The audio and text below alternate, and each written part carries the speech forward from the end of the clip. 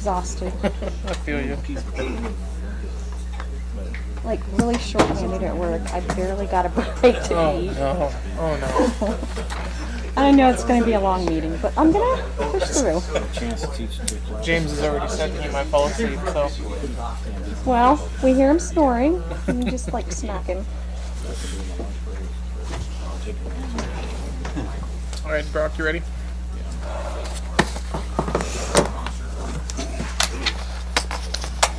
All right, good evening, ladies and gentlemen. Welcome to the Planning and Zoning Commission for Monday, December 6th, 2021. I'd like to start straight through the agenda, and before we continue on the agenda, I am going to say that after a conversation per Mr. Cherry and myself, we are going to not have a conversation about the impact fees this evening. We're going to table that, correct? Yes, Mr. Chair, if you came here for the impact fees, we recently had a meeting with city staff.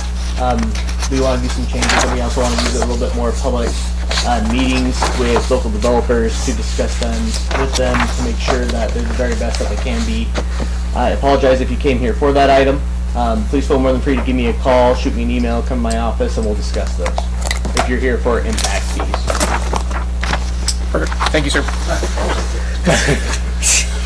All right, let's move down to the agenda. We have an established quorum. Entertain a motion to approve minutes for November 15th. Mr. Chairman, I'll make a motion to approve the meeting minutes. Okay. Motion by Billy. Do I have a second? Second. Second by Nancy. All in favor? Aye. Any opposed? Minutes are approved. There is no recognition of persons on the agenda, which takes us straight into our public hearing and action for this evening. The way this is going to work this evening is we are going to go through it one at a time. And as we open up for public hearing and conversation and comments, we are going to sit and listen.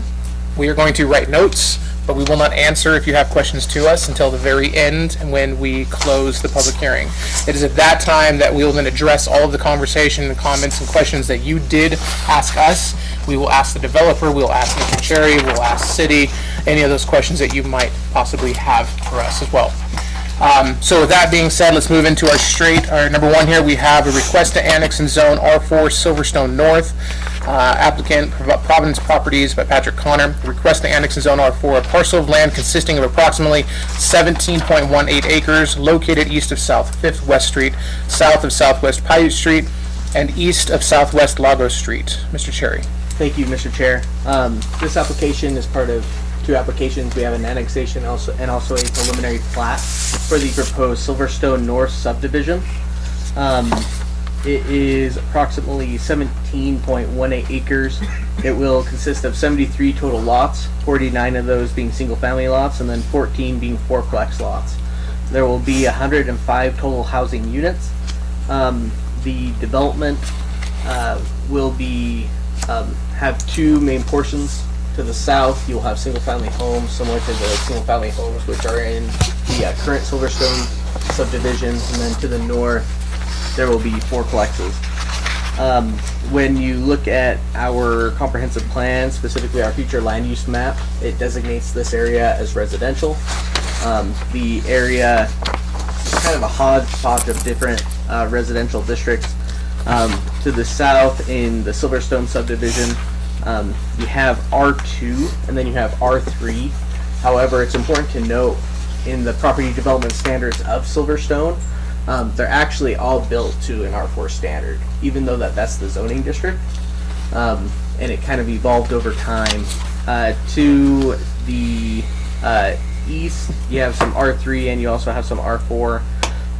The zoning designation that they are seeking at this time is R4, which is our highest density when it comes to single-family residential homes.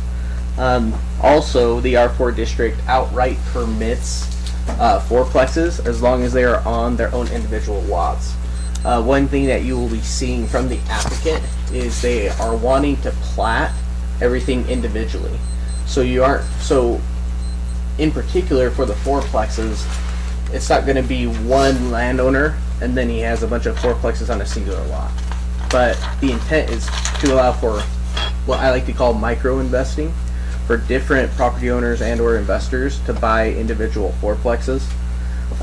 So that is why you will see what is being proposed with the preliminary plat is those are actually going to be platted on their own lots, which is an outright permitted use in that zoning district. However, they still have to go through the platting process in order for it to ultimately be permitted. Per the comprehensive plan, you are all familiar. When it comes to housing, we speak about providing various housing options, from single-family homes to rental projects to townhomes, to rental products such as fourplexes. I believe that what the applicant is recommending as far as implementing fourplex rentals is harmonious in the area, in that they are not wanting to do the entire 18 acres fourplexes, but they wanted it to gradually transition to that use. They wanted to preserve the neighborhood character of Silverstone, of what is there currently, and they also wanted to make sure for those homes which are closest to fourplexes that when those are purchased, those homeowners have the understanding that that is what they are living next to. I will yield everything else back to the applicant. They're going to go over a lot of the finer details. Some of the items which are going to be spoken to specifically today, some of the major concerns that we have heard are infrastructure hookups for future surrounding properties. We have surrounding properties in the area that are looking into the future as far as their future annexation, and they want to assure that we develop in such a way that when they choose to annex, that it can be seamless and that there are available hookups. And then the second item that is currently concerning surrounding property owners is the transportation infrastructure, the roadways, the traffic, which is going to be there based upon this development. The applicant will also be presenting their TIS, their traffic study for the area, and hopefully we'll be able to answer a lot of your questions. So I will let the applicant present, and then I open up myself for any questions you may have. Perfect. Thank you. I'll just come up here and talk, or? Yeah, please do.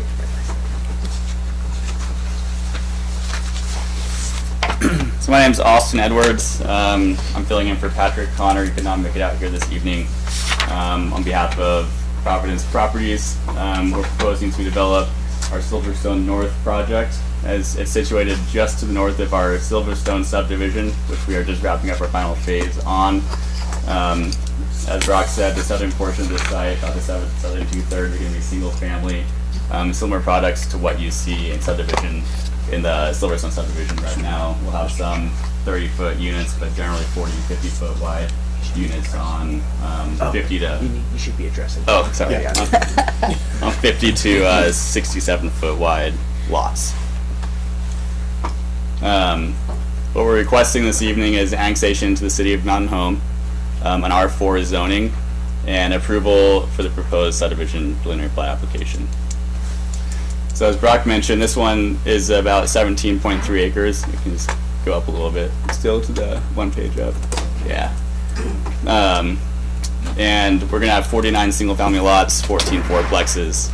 As Brock said, the fourplexes are going to be on their own individual lots, allowing for individual people to own each fourplex, help make it a little bit more obtainable for people to get into the investing space in Mountain Home for local residents and people from out of town who would like to buy and invest in fourplexes. It helps make that a little more accommodating, and it provides more rental units for the growing town. So as you can see in this vicinity map, it's that yellow portion on the south. It's pretty much on the furthest south extent of the city, south of Southwest Paiute Street and east of 5th Street.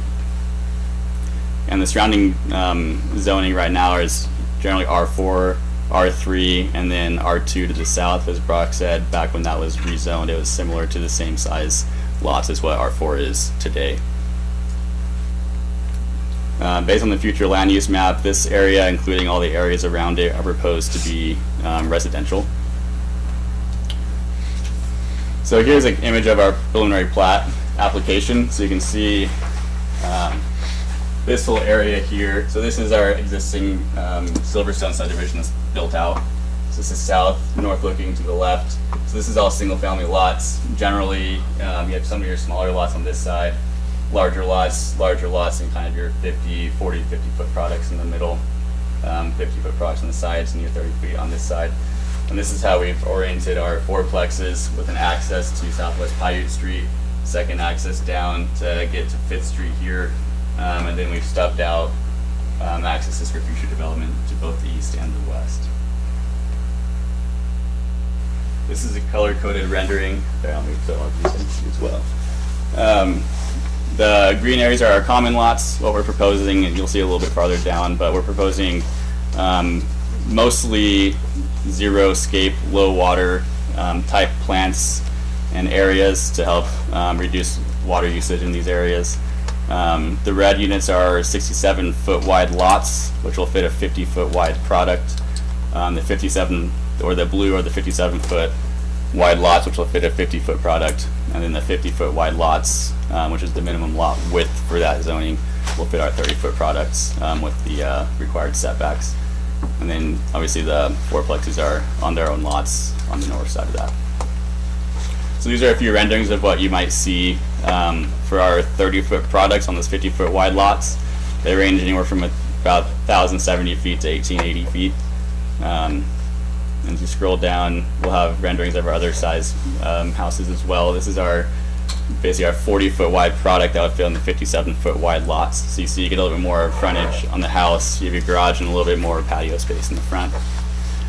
And then the larger houses that are going to be constructed are going to be our 50-foot wide product on the 67-foot wide lots, and they have even more going on in the front, more living space, more patio space and garage space. These are some renderings of the fourplexes that we're proposing on the north side of the site. As Brock said, they're all on their own lots. The lots with the parking in front, and if you scroll down a little bit, you'll see that the landscaping, how it's proposed. All the blue is what we consider our low water zero scape. These are going to be pretty drought resistant plantings, kind of your gravel yards, that kind of stuff to help reduce water usage in the area. That middle area that's kind of the gray brown with the green is going to be kind of a gravel common area with pathways going through it, and then a few small select areas of green space with some grass and trees.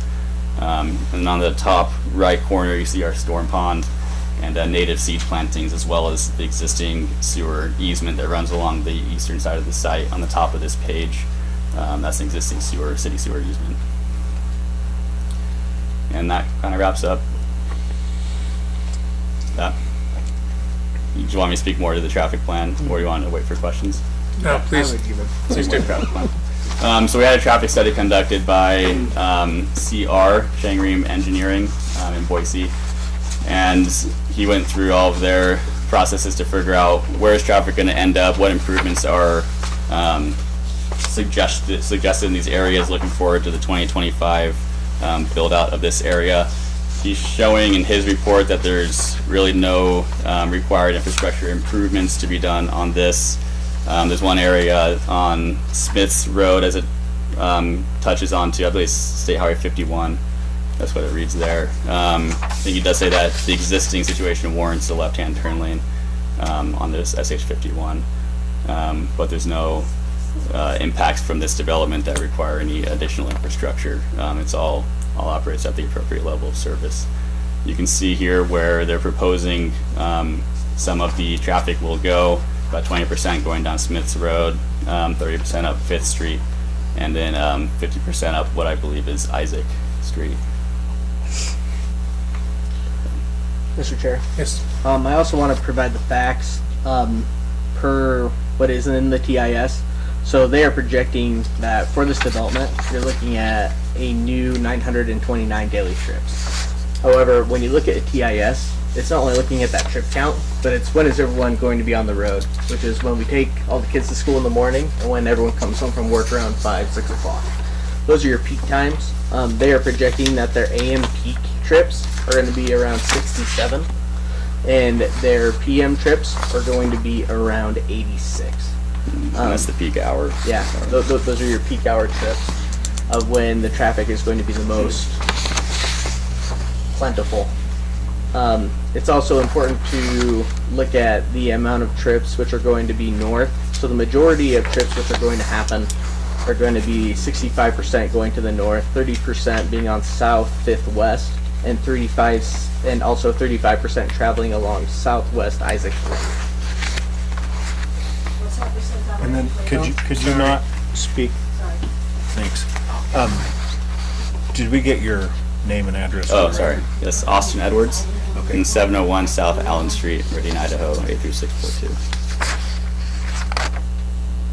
Thanks. Brock, I do have a quick question about that traffic report. Was there anything about Paiute Street on that? Paiute Street? Yeah. As far as going to the east. So turning any kind of left. No. So I believe what was projected in the report, I have a summary, and I can make sure that that summary is available to anyone in the public who wants that report. It's all public information.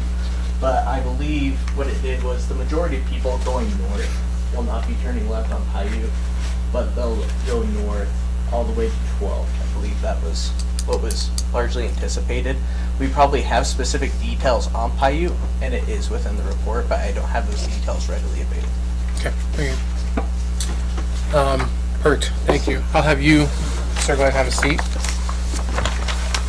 So there are two different motions that we are going to make tonight on this one. The first one is going to be just about the zoning and annexing of the property, and then we'll talk about the preliminary plat afterwards. So with that, I'd like to open up to a public hearing. This is specifically just for the zoning and the annexing. So the annexing of the property into the city and zoning it to R4.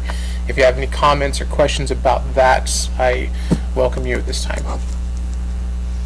If you do, come on up. I just need your name and address for the record. Suzette Poole, I live right there on the corner. Everybody that lives up in the subdivisions on the hill, come down Paiute, and they go on Isaac and across the railroad tracks to Walmart. Everybody. I live right on the corner. They constantly run the stop sign. Number one,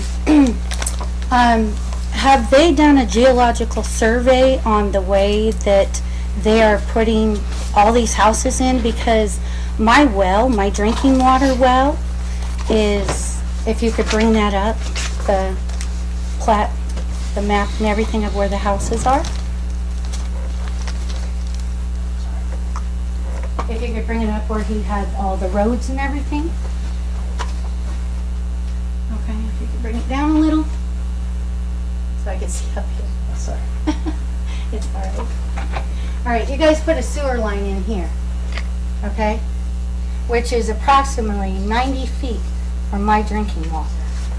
All this housing they're putting in here, everybody's going to be watering their lawns, fertilizing their lawns, everything else. The geological survey goes straight headed towards my house. So all this runoff from everybody doing that, changing their oil and everything, is going to soak into the ground, and it's going to head right towards my drinking water. It is also going to leach into my alfalfa field, which I have, it's organic alfalfa, basically. So I would like a geological survey on that, because most of the ground around here is basalt, which is porous, so the water goes right through it. So all of that's going to be headed that way towards my drinking water. Also, where do you guys plan on getting the water? Because I spoke to the Idaho Water Resource Board today, and they said you guys did not file for a permit yet. Where's the water going to come from for this subdivision? Also, have you guys done a comprehensive plan on the survey of traffic for building all this, the schools, the infrastructure, postal delivery? We don't even get our mail leaving right there until after 5 o'clock. What about the schools? Generally, the comprehensive plan has to be done every 10 years, and a study has to be done on how much traffic is going through town and stuff. And if you guys are building it bigger, why would you make the streets smaller going through?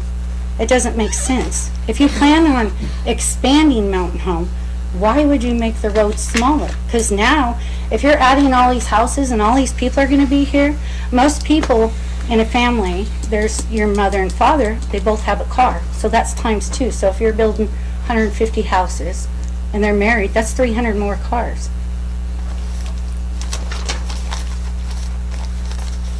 So I'd kind of like to know where the water's going to come from.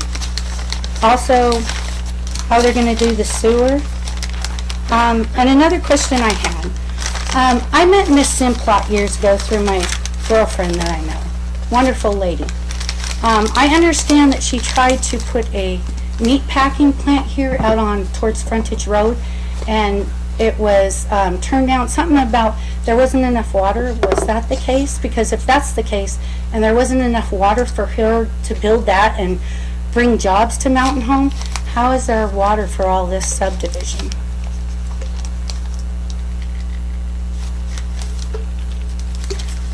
Suzette, I'm sorry I didn't get your last name. Can you say that again? Pool. Paul, thank you. Yeah. Is it Pool? Poole. Okay, thank you. We got stationed here 26 years ago and retired here. And when we moved here, the subdivision that was put in next to us, we bought the property not knowing Burma Solo was going to put that in. And not a year later, they put in this huge subdivision next to us. I have horses. I've almost been ran over by my horses from people going up and down the road on motorcycles going vroom, vroom, vroom. And my horses have almost run me over. I've had kids jump over my fence and run through my pasture when I had bulls out there. And I'm not talking little bulls, I'm talking big bulls with cows. And I had to go find these people and talk to the parents. So, I really don't want my my drinking water polluted. So, and I don't want my field polluted. Thank you. Okay? Thank you. Thank you. Anybody else this time? Coming up. Just need name and address. David Morgan. I'm 1384 Gillespie Lane. I am the dominant easement holder on Gillespie Lane. So I live right next to Suzette. And I have the same concerns about water. And also I'm a disabled senior. I will not stand for any encroachment blocking Gillespie Lane during construction. Just heads up. So I do have a land use lawyer in my pocket, so I'm just putting that out. I need to have 24/7 access for emergency vehicles, for my personal access, and I know there's a sewer on Gillespie Lane, but that road can't be blocked. One thing I forgot, the Oh, road so- paved nope, in. Sorry. That's all I have. Thank you, David. Anybody else this time? Okay, seeing none, I'm going to close the, my brain just shut down, I apologize, the public hearing for this, and commission have some questions on this one. So, Brock, I'm gonna look straight to you. Water has always been an issue, still is, so we're gonna go straight over to Mr. Yurikiti. Tell us what you got. Commissioners, yes, so the city has enough water rights that we have enough wells in right now that this subdivision would be able to, we would be able to handle what we have. We have 9 wells all over the city, so that's where the water would be coming from. Just this site, we don't have to drill a new well just for this site. So it moves all over, so it kind of depends. Yeah, that's just our system where we have our wells, even up on by the 2 tanks up on the hill, we have 2 wells there, so we'll be getting water from those that'll go to this subdivision. It just moves all the way, just keeps moving around through our system. So we have enough water rights that we can do 2 more wells without. I did DWR is already, we already have that in the books. So when it comes to water, the city uses 8% of the aquifer. So that's where a lot of this comes from. Most of the aquifer is used by irrigation. So when we talk about drawing down the water, the city is drawing it down by, we use 8%. So we have enough water rights to be able to handle. Can I ask, how far back do our water rates go? We have water rights back to 1961, I think. Okay. So Mr. Chairman, if I Mark? could. You said the majority of the water is used by irrigation. You want to clarify or Irrigation from farm Ag, irrigation, right. ag. And they just put those things on them too to Ma'am. measure the water They have. because Yeah. Mark, anything else? no? I just thought that was important to clarify. So drinking water wise, out of that 8%, I mean, we actually, some of it we use for our irrigation for the parks and different places. So really, when we talk about what we're using for drinking water out of ours, we're probably less than 4%, 5%. Okay, thank you. The other question that I wanted to ask for you, Brock, was, and I think this is a legitimate concern because I believe in being good neighbors, the runoff into the well. So can you have a conversation about that runoff water going into that sewage line and what potentially that might cause for any well water into the neighboring? Well water? I don't. So I guess so basically nothing's, once it goes into the sewer system, it's going straight to the pipes and going out to the lagoon, so nothing's leaking out of the water. And Right. So they're talking about stormwater. So their stormwater retention is going to be, you can see most of it's in the middle right there. So whatever's coming off the roads is going to go into that area there. Yes, it's going to go into the ground, but that's, they have, basically most of those they have is a sand separator that takes care of like the oils and things like that. And then it kind of goes into the system how it's going before it goes through there. That's how most of those systems are set up. So I'm not sure, I have to look at what they're doing with that. But yes, eventually, they're using those retention areas, and we use them all over in the city not also, talking and so retention. those would be going into the ground. That's how it dissipates. Thank you. Yeah, Jeff, please. I think I need to help guide this a little bit. So this is a legal hearing that has to provide a transcribable record, just like a court hearing. So no one may speak unless they're recognized by the chair, and their voices are recorded, and every word has to be able to be transcribed into a transcribable record. And so unless it is your opportunity to speak as recognized by the chair, please refrain from making comments to or around or at other people who are trying to answer the questions of the governing body. Thank you, Chairman, thank you. Rob. So, I just want to clarify, so if it's stormwater, per city code, every property has to retain its own stormwater. So when we do the review of preliminary plats and also design plans, those go to a engineer who ensures that the retention areas that they have are sufficient, because it is against our city ordinance for stormwater or surface water to leave one property and then to go on to another. So I don't know if that was what you were asking, but I just want to make sure I'm answering the right. I'm just trying to make sure that I answered the question that Ms. Poole actually asked, which was the runoff into the well or her property. That's what her concern was. So I'm trying to make sure that we have a better understanding of that water that's coming out of this proposed subdivision, the water that comes from, whether it's Chairman, yeah. kind of off of that, we usually, no, we don't, that is not a requirement to have a geological study done at every single property. So they have to have we have a stormwater policy that they have to follow, the guidelines of how much has to go to seep in the ground, how long it has to take and everything. They have done all of that, with all of their planning and everything, and that's how it goes. So yes, all of our water that we have in the city that is basically stormwater, most of it is going to the ground in different places all over the city. So, So, Mr. Chairman, just to make sure we cover Ms. Poole's concern with that, I think maybe what she might be talking about, whether it be geological survey, I think she's talking about an environmental impact study based on the build, and she's concerned about it.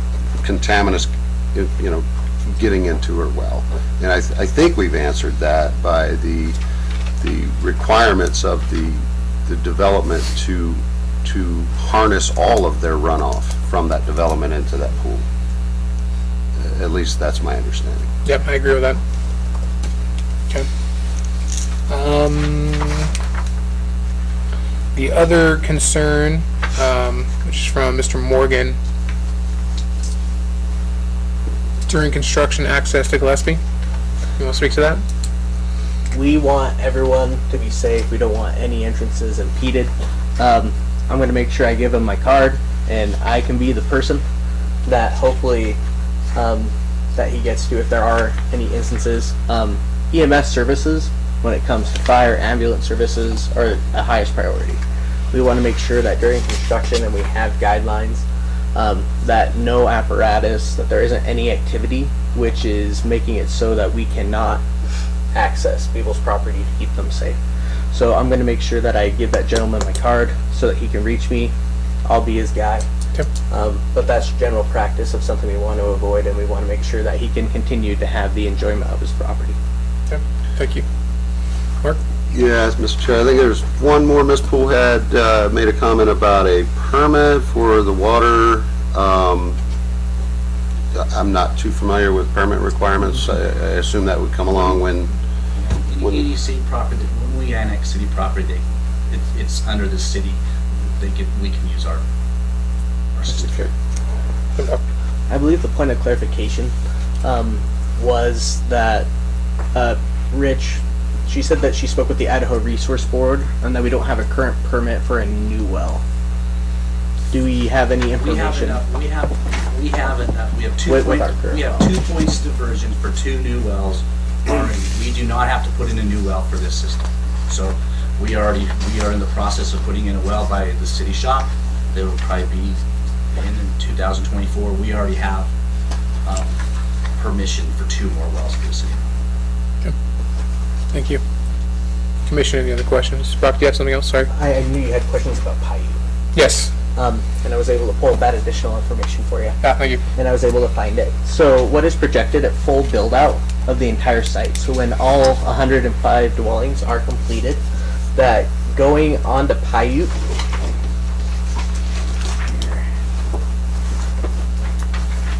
this is it, right? Yep. All right. So if I am turning left onto Paiute, it is projected at peak hours there will be 16 trips, and then there will be 26 trips right here that will then go northward on Isaac Lane. And then for their peak trips, what you are looking at is coming back down Paiute, 20 vehicles, and then coming down Isaac, 27 during the peak times. During peak times. Yep. And once again, I have that report, and that report is public record. Anyone that wants a copy of that, please email me. I'm more than happy to get it to you. Okay. Thank you. Mr. Chair. Yes, sir. Can you point out Gillespie? That's how you say it? Gillespie Lane. Yeah, could you show me that? It's the green one on the top. That's Yeah, that green. Yep. All that. It's a dirt road right now. That's a dirt road. north-south oriented? That's west. North-south. This is north-south. Oh, yeah. North-south. Okay. That's one way to do it. Did you see it? Did you see it?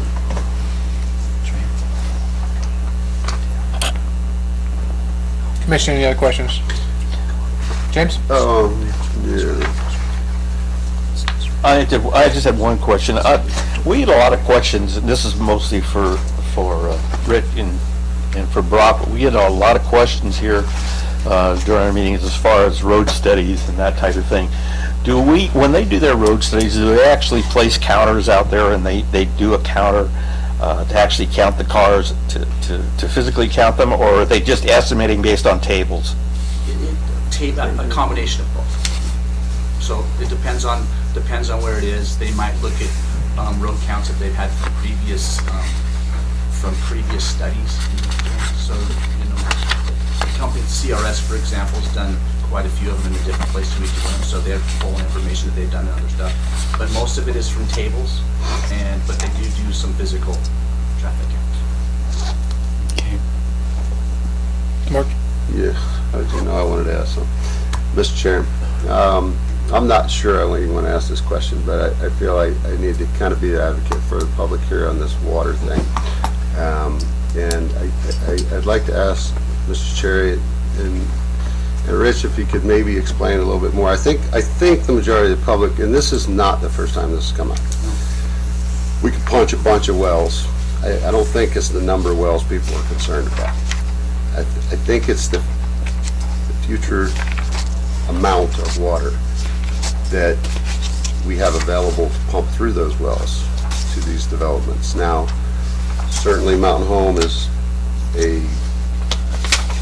not the majority user of this aquifer. But if I could ask you to maybe to speak to the public on all of the other committees and the county and the meetings and the things that they are aware of water and the amount of water and the growth and so forth. If you could just maybe speak to that beyond the capability of having a couple more wells. Well, yes, no, we're more than happy to, and I'll speak to one portion, and then I'm gonna punt it over to Rich. We speak about water every day, believe it or not. One of the things that we really look at as the city is our own utilization. So when Rich refers to that 8% that the city's using, it's important to realize that 5/6 of that is used for irrigation purposes. So that's to water our grass. Which tells me that from the city utilization, which I know the water conversation is a lot larger as a whole, but from the city utilization, that means the best thing that we can do, what's under our control and our little sphere of influence, is to ensure that we make sure we're not watering a ton of grass with potable water, which is why we promote water conservation, landscaping products, using native plantings, using stone where it's appropriate and other things that are tasteful. So we're not using all of our potable water, which we would use for hopefully a lot of other important things such as drinking water, bringing in new industry, and using also new commercial. So know that as far as what we're able to control when it comes to the water conversation, that's something that we're looking at very seriously. And now, since I took the softball, I'm going to give Rich the fastball. Brock is correct. I mean, when we look at our overall use of water, I mean, we do have a deep well at our farm that we use, so that's part of our irrigation water rights that we have. So that we have 3 pivots out there, and to be able to use all 3 pivots to water our farm, we have to use the deep well for one of our pivots. But the other 2 pivots are we reclaim all the water from the lagoons, and that's where we use. So we're trying to be good stewards. We get it to standards that we can. I can't tell you how many times we have to do samples on all the water and all the feed that comes off of the farm out there. So we are trying to be good stewards of the water, just like everybody else. IDWR. When we look at our water rights and what we have, we know what we are allowed to use. The city feels that that's our right to be able to use that water, and that we can use it. So it's for growth. I mean, that's why we have extra water rights, as the city of Mountain Home has to grow. We're trying to grow with everybody and be good stewards of the water. We understand that we are in a depleting aquifer, but we also have to make sure, and this isn't popular, I guess, but we have to make sure that the agriculture is being conservative with their water also, and what they are putting out on their farms and what they're growing. So those are some things. I mean, it's a community effort, and we're trying to do that. So we're doing our things that we know that we're able to do, and to move our water forward and move the city forward. So when we look at, again, we have water rights with what we have right now, what we are pumping right now, that we would be able to everything that we actually brought in that you guys have approved. We have enough water rights right now to be able to do that. We're going to hit a point. That's why we're putting in another well. We're going to hit a point where if we want to continue to grow, we have to be able to get to pump some more water, and that's where we are. But we have the rights to that water to be able to use, just like a farmer would be able to use their rights to be able to put it on their farm. So I don't know how else I can put that. I mean, it's not water's gold. I understand that, and it's a tough conversation to have. But it's going to take everybody, and we're trying to do our part with being good stewards of the water that we are using. We're trying to, we're helping with the county to recharge efforts, and so we're doing those things. So, Mr. Schroeder. I don't know if anything else I can add, but Mr. Chairman, Go ahead. if I might. I believe we've mentioned this in a couple of other meetings, Mr. Yukiti, but just the number of available connections to this existing city water system as of today. Available? Yes. So, I mean, we have. Minus the ones that, so you've So approved if I, some. so if I look at, these are some rough numbers I don't have right on the top of my head. I know that we have, somewhere about 1,500 EDUs, which is an equivalent dwelling unit. That's one house. That we have that much before we have to have another well. That's what we have out in the city. Now, with that, we probably have that have been spoken for. They haven't been used yet because nothing's been built. So we don't have houses that are built yet. So, but those are, spoken for as we keep moving forward. So, we probably have about 700 of those, roughly. After we get done with everything, that's probably where we're going to be. That we've spoken for 700 of those 1,500 EDUs. So we still have some more to be able to use, but we're talking that's going to be 2026, 27 maybe before we even get to those. But we don't want to be in the point where we have to stop things before we have. So that's why we're planning ahead to have another 1,500 EDUs come into play, and that's so that kind of, I think that Mr. Chair. somewhere in that. Those are rough numbers, but that's about where we are. That's it, Mr. Chairman, if I might. Anyway, that's one of the components of the Mountain Home Comprehensive Plan that was adopted last year, which lists the number of available connections in the public facilities and public utilities section of in that chapter of the comprehensive plan. Thank you, Mr. Chairman. Sure. Another component, and this is for the general public, that makes the water utilization even a little bit more difficult, is we are experiencing irregular development patterns due to external forces, such as we don't have a lot of people entering the trades these days. We don't have a lot of labor. We have extreme shortage when it comes to materials. A lot of these developers who intended, I'm going to build everything at once, that's not becoming as realistic. So it's important, as Rich stated, is we will approve projects which are 100 dwelling units, 100, 300, and we try to predict to the best of our ability of when there's going to be full build out. But there's never been a more difficult time to predict full build out than right now. You can rest assured, even if, and this is what the city doesn't want to happen, but the crux of it is we can do preliminary plats, we can approve developments as much as we want, but once the EDUs are gone, the city won't give any more building permits. And the development community understands that, and that's part of the gamble that they take. And that's why we try to be very forward-thinking when it comes to thinking about future wells and what we do. But every citizen can rest assured that the city will never allow for a new building permit to be given to anyone if we do not have, at the moment, the existing infrastructure, water and or sewer, to accommodate that development. Rich, if you don't mind, can you speak a little to, you mentioned the recharge. Can you speak a little bit to what that is? So the county applied for a storm runoff that comes off of Canyon Creek, and that is just flood water. So when we have, this year we didn't get any. So when they have extra amount of water, that the county has applied for it and has been granted. I don't know how many acre feet it is, but it's a lot. So they put into the gravel pits that are on the north end of town, and that's where it seeps into the ground and starts working its way down into the aquifer. Now, it takes a long time to get down there. So the shallower wells have seen a 10-foot rise in their water, but other than that, but we're 600, 700, 800, 800 feet. So we're in deeper wells.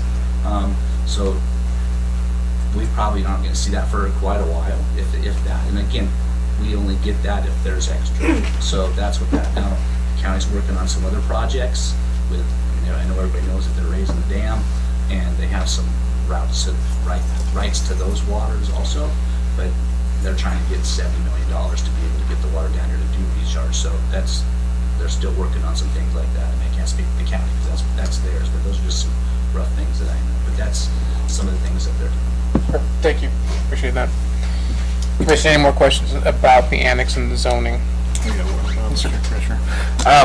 One thing that I think that came up with both citizens regarding the traffic, just want to make sure I'm understanding. You said the traffic was actual count and it was taken from a table. When will that count, or what date will that table establish?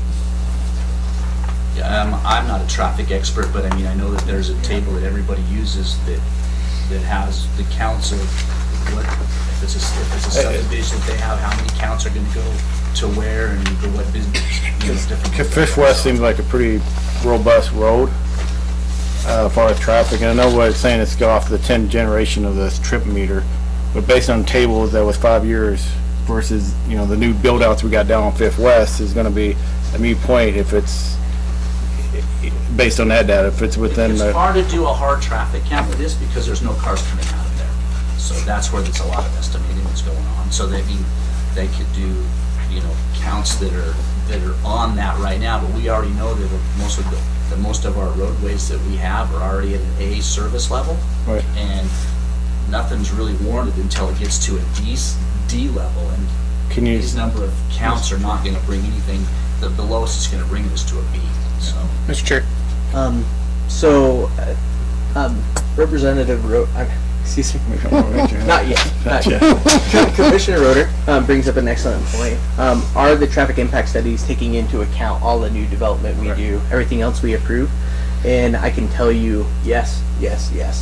Actually, you'll see with the next item that's being brought forward and their TIS, they actually make note of this subdivision and other ones that have been permitted by this body. So they are taking into consideration things that we are approving, just not how things are currently. Could you just, for my knowledge and probably for the public as much as well, because there's a lot of subdivisions going up on that roadway, can you speak on the A-B rating, on how that works? So, I mean, it's like a grading system, so an A level is being able to handle, so I can't tell you how many cars. Right, but it's being able to handle. But the worst case scenario would goes from an be... A to an F, and so I think you can go farther than down. So if we even add 20% to this, we wouldn't degrade to be at the lowest end? No. Okay. So that's when when the gentleman talked about something being warranted, like a left turn signal. Right. That's when you start getting something to a level C where, your traffic might be, you need to put something else in there to handle something. So that's when that level of service starts dropping down. You gotta do something to bring it back up to where the level of service is. Also, Mr. Chair, you had a question, when was the data last done? What table were they using? It appears that they actually did collect trip counts, and that was on October 5th, 2021. And that is all within the impact study. So the impact study, just so people know when they hear TIS and what that is and what does that mean, a traffic engineer, a certified engineer, they do trip counts, they do generators to make the best projections possible. These studies are not cheap.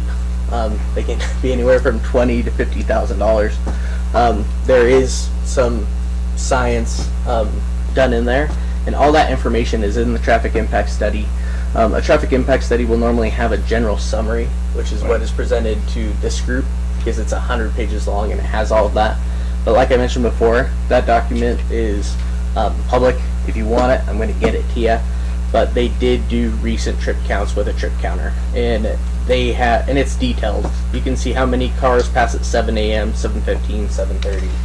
No, and I think that's good for the public and for my knowledge as well, just to know that, because when you visualize or drive down Fifth West, it seems like a pretty robust road, and then adding this, knowing that we have the grade level, then maybe that's something we can add in the future on these, just saying where we at on the grade level, so the public would, if that's possible.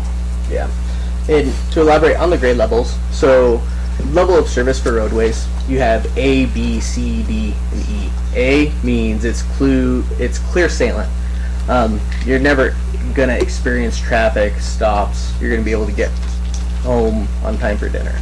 And then it goes to B, which means that life is still good, but it's not as optimal as you want it. And then there's C, which is we really don't want to go any lower than that. However, a level C means that the road is being maximized to its maximum capability, which for the city is great because roads are insanely expensive and we want them to be utilized. Really, you don't want a ton of your roads to be A's because that means you can't afford it. You don't have enough population to maintain the road.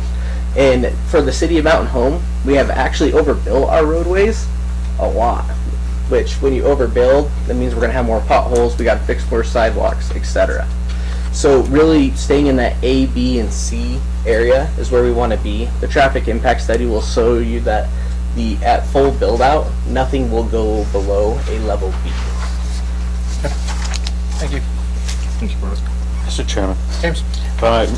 Ms. Buell, one of the questions she asked was, are we operating off of a, current comprehensive plan? And we are operating off the 2020 comprehensive plan, which was just finished in 2020. So, it takes a while to do those studies. That's just for information purposes. It's all I'm speaking to. Commissioner, any other questions, comments? If none, I'd entertain a motion for the annexing and zoning of the parcel for the, where to go? There it is. The Providence Properties.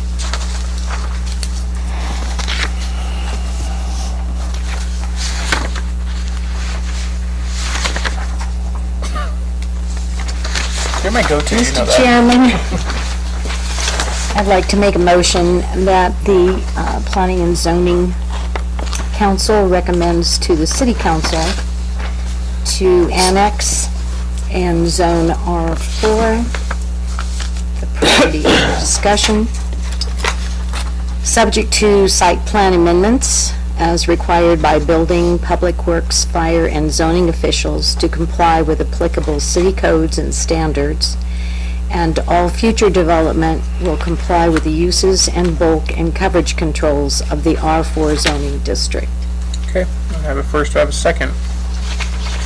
Second. Second by Dee Dee. Perfect, let's go around the table. Nancy, we'll start with you. Aye. Dee Dee? Aye. Mark? Aye. Travis? All right. James? Aye. Billy? Okay, and motion passes for the annexing and zoning of R4. Moving down to our next item, it is the preliminary plat. It is a request to approve the Silverstone North preliminary plat consisting of 17.1 acres located east of South 5th West Street, south of Southwest Paiute Street, and north of Southwest Lago Street. The proposed subdivision will consist of 73 lots, including 49 single-family lots, 14 fourplex lots, and 10 common lots. The development will provide a total of 105 housing units to complete build-out. Mr. Cherry. Mr. Chair, we went over the first portion pretty thoroughly. I don't have any new information to add, unless the applicant wants to add something new. Other than that, we can begin the new public hearing, and I'm more than happy to answer any further questions that there may be. Is there anything, sir, you want to add? I can add later when I've heard some questions, and I covered most of it. Perfect. Sounds good. In that case, then, I'd like to open up for the public hearing. Again, this is any comments or questions you have directly to us. We'll take notes, and then we will address them one at a time as we go through.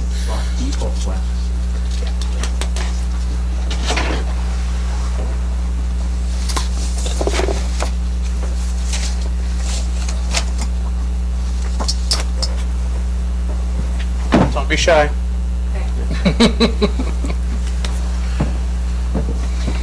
Elaine Isaac, 1490 Centennial Drive, Mountain Home.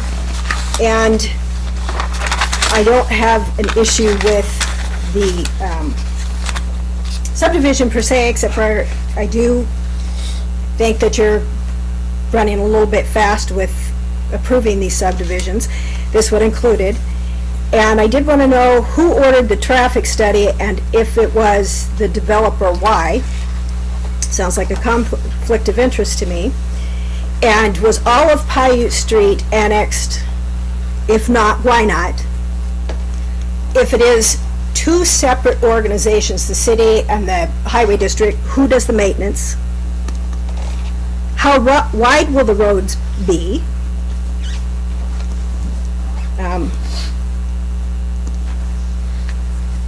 Is there going to be a problem with ingress and egress of existing properties on the Paiute?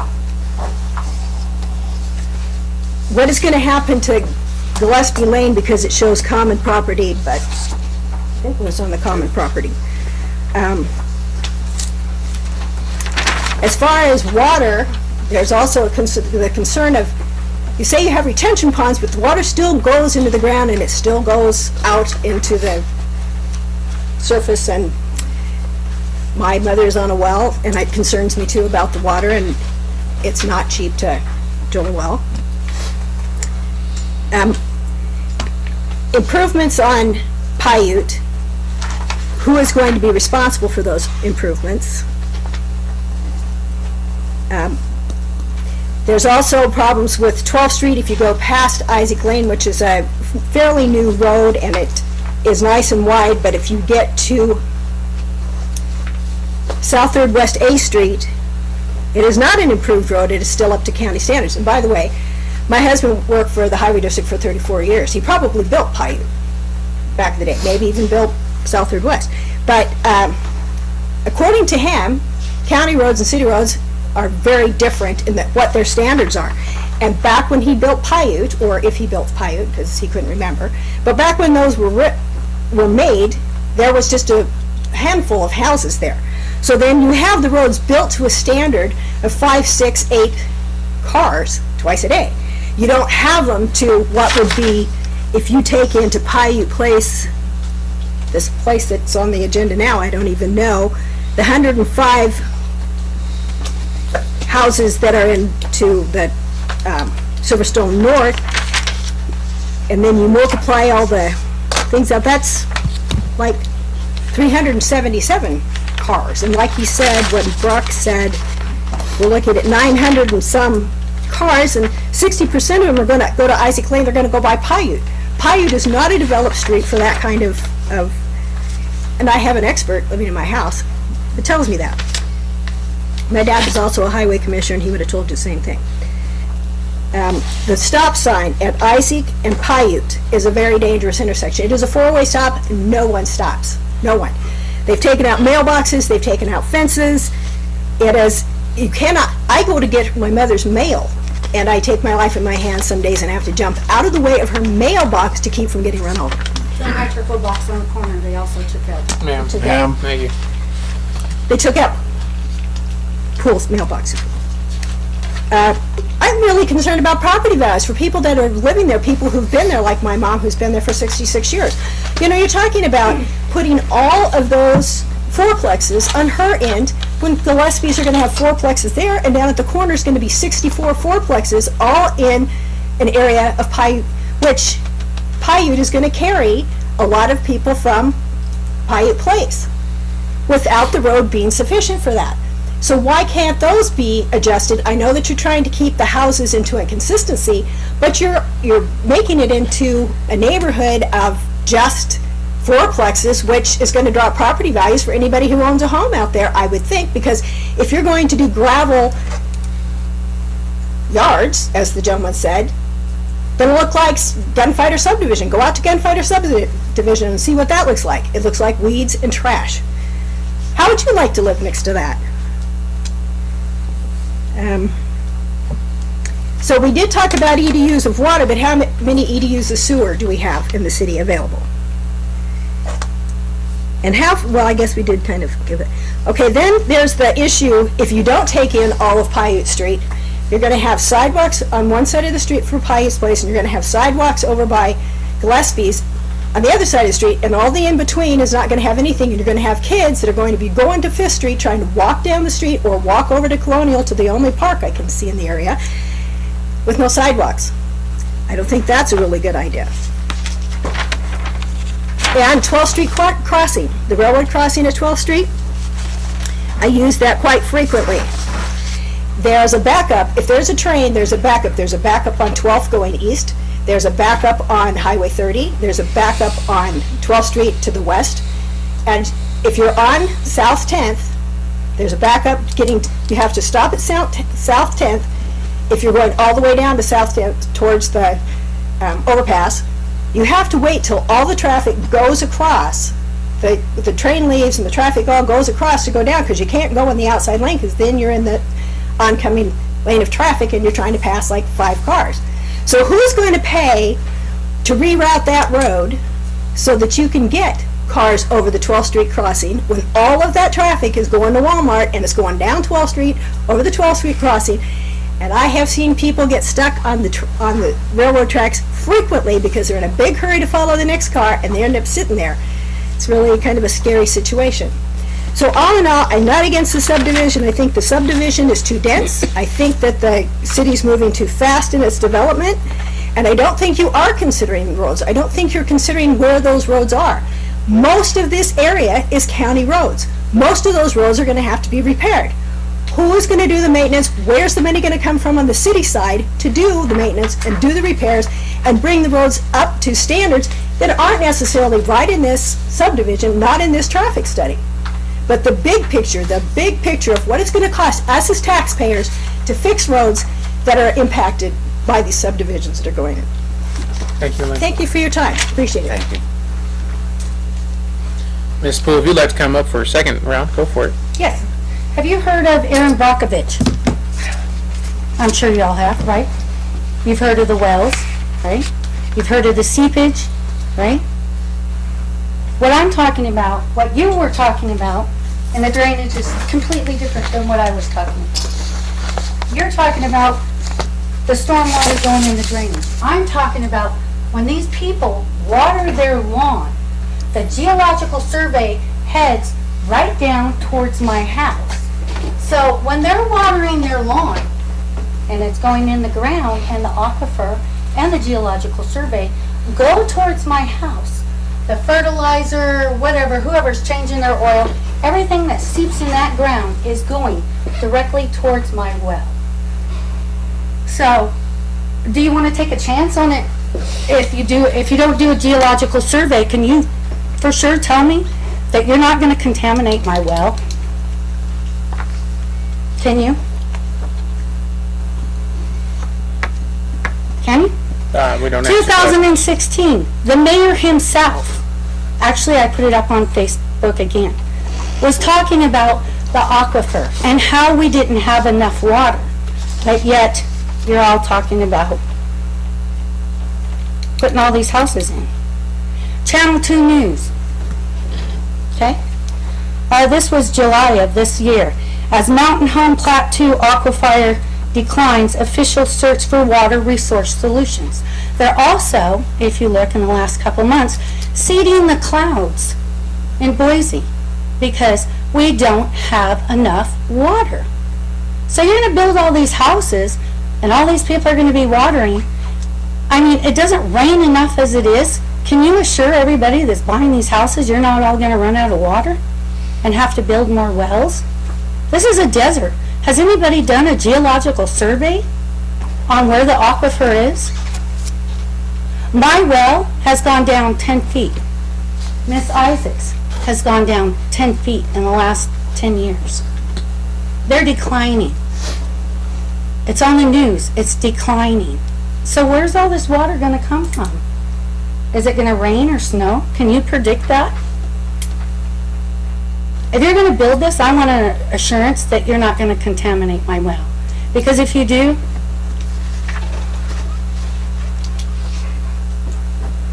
I have a good lawyer. I also want every single survey from that you were telling me about, that you had, the young man here, the comprehensive plan. I would like all the surveys on that, all the, and you said you did all this, how many cars go by and everything? I live right there on the corner. There's a lot more cars that go by. I could put up a video panel, Okay. so. Anybody else? Come on down, sir.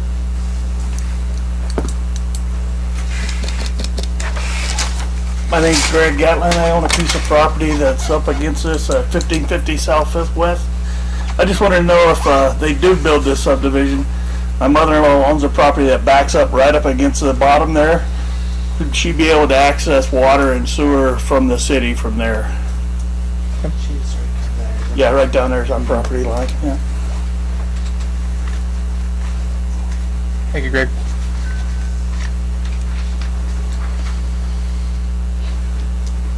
Anybody else? Okay, seeing none, we will close the public hearing. A lot of questions this time. Mr. Chair, where do you want to start? Fire away. All right, so let's address some of Miss Isaac's questions. One of them that I heard multiple times was the road and the maintenance to the road and Paiute Street, and it is a county road and it's not a city road, which kind of falls into, is all of Paiute annexed or is it just a portion of it? So,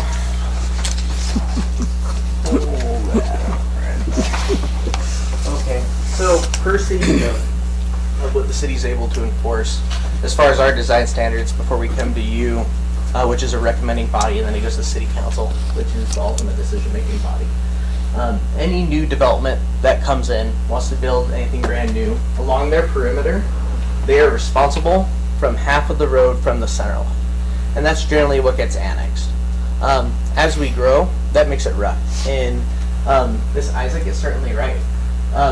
It will be a hodgepodge until it develops.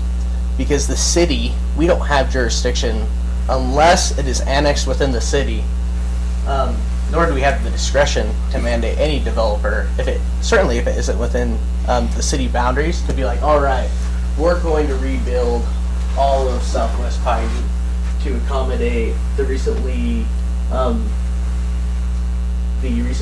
development, Paiute Place, and also Silverstone North. Because we still have portions of county right there, we don't have the jurisdiction to require that. So she is correct. It's very common and it's unfortunate that you're going to have little islands sometimes of, we have sidewalk there, then we're missing it there, and then we have sidewalk there. And it makes it insanely difficult, especially when you have an aging population, especially when you have disabled persons. Also, when you have children going to school, you want them to be able to have the safest route possible. That's something that our city code and other cities just haven't figured out how to do yet.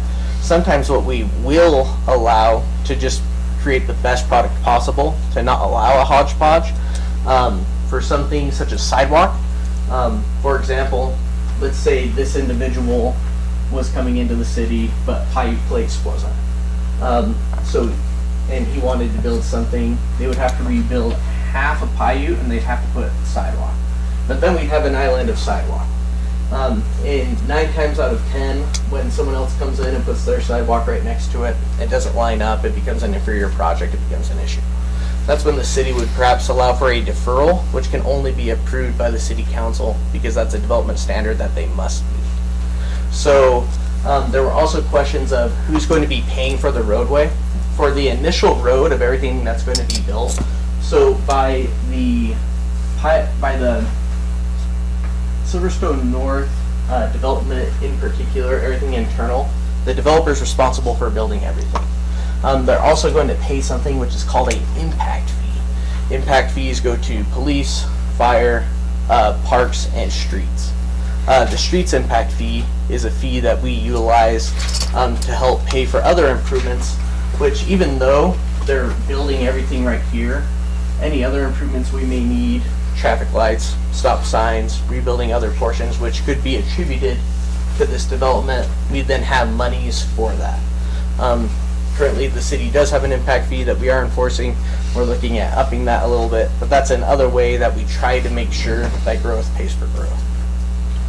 I can kind of piggyback off of this one just a little bit too, because Can you speak up a little louder? you're right on with that. So right now, I mean, obviously, yeah. So really, so if we look at Southwest Isaac here and then and North and Southwest Pike, those are city streets, so we're taking care of those.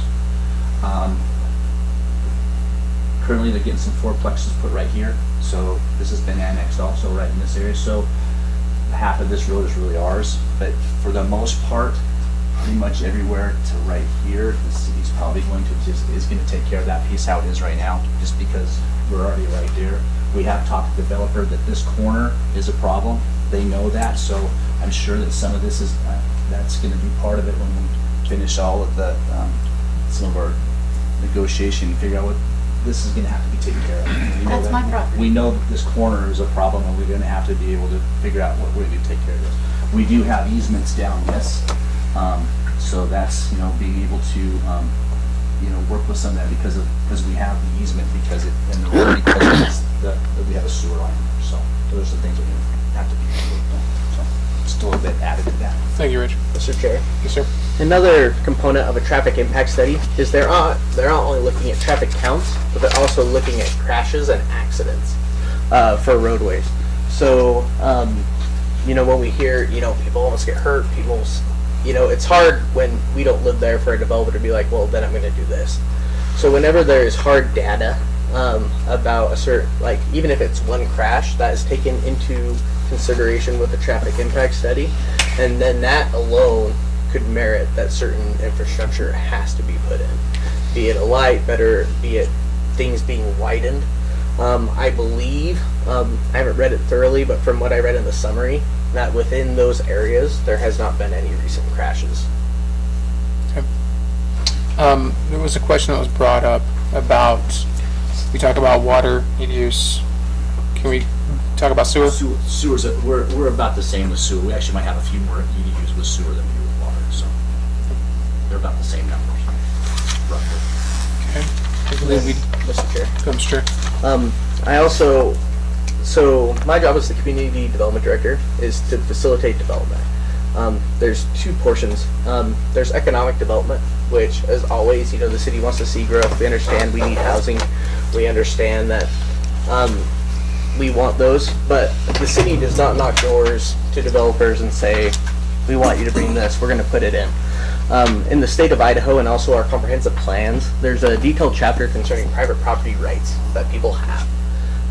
So when people come up and they say, the city's doing this, the city's doing this, it's actually, we're facilitating applications brought to us by the public to come in. Yes, we are an approving body and there is responsibility there, but it's very important to understand that we live in a private property rights state, that people from their own residential properties to their hundreds of acres that they have, everyone does have certain private property rights. What our job is as city staff at the Planning and Zoning Commission and ultimately the City Council is to determine whether or not the proposed developments fit with our comprehensive plan and also our zoning ordinance. I'm pretty sure, let's see, we talked about, I have one I can answer if you want to bring up the Plaque. One of the questions was, it came to our attention with an email that I think that was going to get put into the record. Yes.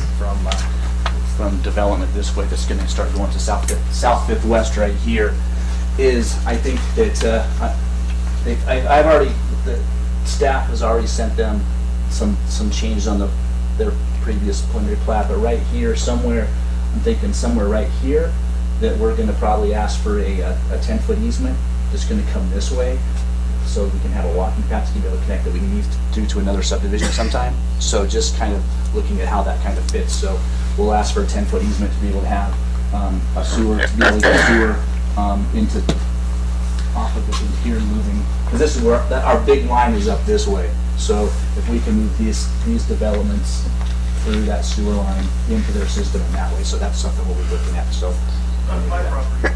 pardon me. That's my property. Okay, well, that's looking at So something that way. that's 10-foot easement. Sir? Yes. Yeah, I was answering your question. so was that, And that's something new we haven't asked the developer to do yet, but that's something we will ask them to put on the preliminary plan. so Rich, that kind of asked, let's go with then Greg's question about water access. Well, go ahead. There is already water off of South Fifth West, so there's already water access to that, moving to the north this way. Okay. But I mean, excuse me, to the east, but sewer would be a tough one, so that's why we want to make sure that we've got sewer access going to our main line that's on that other side. Thank you. Mr. Chair. Sure. So I just want to make sure, so that the individual that had this concern, that everything's met. So typically, all of our infrastructure goes into our public roadways because that's where we have public right-of-way. So it's like in the sidewalk, it's in the road. The property in question that he's mentioning is actually right here. And it's really all of those down below. So in order to get to them and have a connection directly without us saying, hey, yes, you are able to connect, but you're gonna have to pay for it, the snake right there. We would have to have an easement on one of the private property lots. Sometimes that's not our favorite thing, because if we put it on one of the lots that they intend on selling, then it's not, I don't think it's a lot any of us would want to have, because that means if there's an issue, if there's something else that takes away their buildable space, you can't build over it, you have to have certain setbacks. It makes things sort of difficult. So what I want to make sure that this body understands, like, the only way to ensure that if what he is indeed asking is, I just want to make sure that I have accessibility in the easiest way possible, that there could be some difficulty in doing that. Now, he will have accessibility in that, yes, you'll have infrastructure right here, but then it would be his burden to bring it towards him or work out something else, or have to work with a private property owner to cut in, and even if it would have to be the suitable size as well to go directly to their property. So I just want to make sure you understand that in its entirety, so that we can just be as forthright as possible. The way it is right now, Brock's correct, the way it is right now, there is accessibility to there, but when we talk about sewer, it'd be great to have more than one access into that. So we would be asking for an 10-foot easement that's going to be another walking path, basically, and that's going to be just dead-ended at that property right now until something ever gets developed. But again, we're trying to look in the long run with what's going on with that, and we would probably also ask them to put in the sewer line, a stub that's going to already be there, and that's because when we have to dig it up later, it's the best time to do it now. We don't have to worry about the streets. And we're talking about asking for that easement because it's a preliminary plat.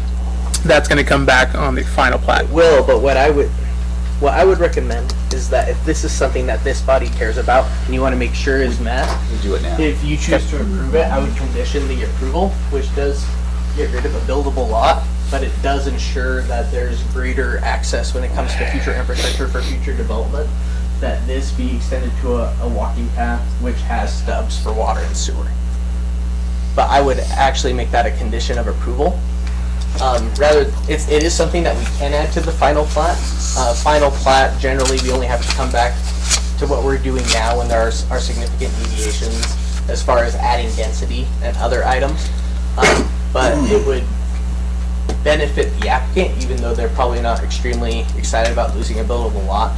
It just saves everyone time, and everyone knows what the expectation is. They might just have to shift how those lots kind of go in there a little bit, but I think it's probably doable. I do want to make it clear. I want to make it clear for everybody that's here is the Planning and Zoning Commission looks at anything that comes to us from developers, and then we as a commission decide whether or not to move it forward based on codes, based on the comprehensive plan, based on everything that we know about the building, whatever it is that's being proposed. We listen to your comments, we listen to your questions, we do our best to try to handle those, which is why we refer to the experts that are here, because none of us on this board are experts to what they are too, which is why we refer to them a lot. We are only one body. Ultimately, it is the city council that approves it. So if we approve it, it just means it's going to the city council to be approved by them, which at that time, and as always, I definitely recommend anybody who has questions or more concerns, or still wants to try to see this as something that doesn't want to move forward, have a conversation with city council. We have our hands tied quite a bit based on, as a governing body, we can only really look at our comprehensive plan and the codes, the Idaho codes for development. But we do give everything a consideration. I do know that we have blocked some based on some of the questions and comments that community has brought to us. It still goes to city council. They can override us if they wanted to. Same thing here. If we decide to approve it, it can go to city council. They listen to you and go, okay, let's go back and see if we can do something else. But ultimately, the city council does hold the overall governing authority of what moves forward. Okay, so just so everybody is clear and understanding here. So with that being said, understand that everything that you have asked, all the questions that you bring to us, one, are on record, but are also being considered in this body. We don't easily just go in and start moving things forward as a body, because we can. It's more of, we want to listen to the community, we want to be good neighbors, but again, our hands are tied to what we actually can do. Water, for example, if we are told by the city development, sorry, not the city development, the city public works, that we have a certain amount of EDUs, then that's what we have, and there's nothing that we can say, nope, can't do anything about it anymore. If we have it, we have to move forward with it. If we know that a traffic study has been done, then we look at that information and we move forward with it. Ultimately, it's going to come down to your city council and what they say. So please, if again, you do not like what comes out of tonight's meeting, it is going to move forward to the city council. Please talk to them too. Call your council members, have a conversation with them, share what your feelings are about it as well. So just to throw that out there to everybody that's in this room.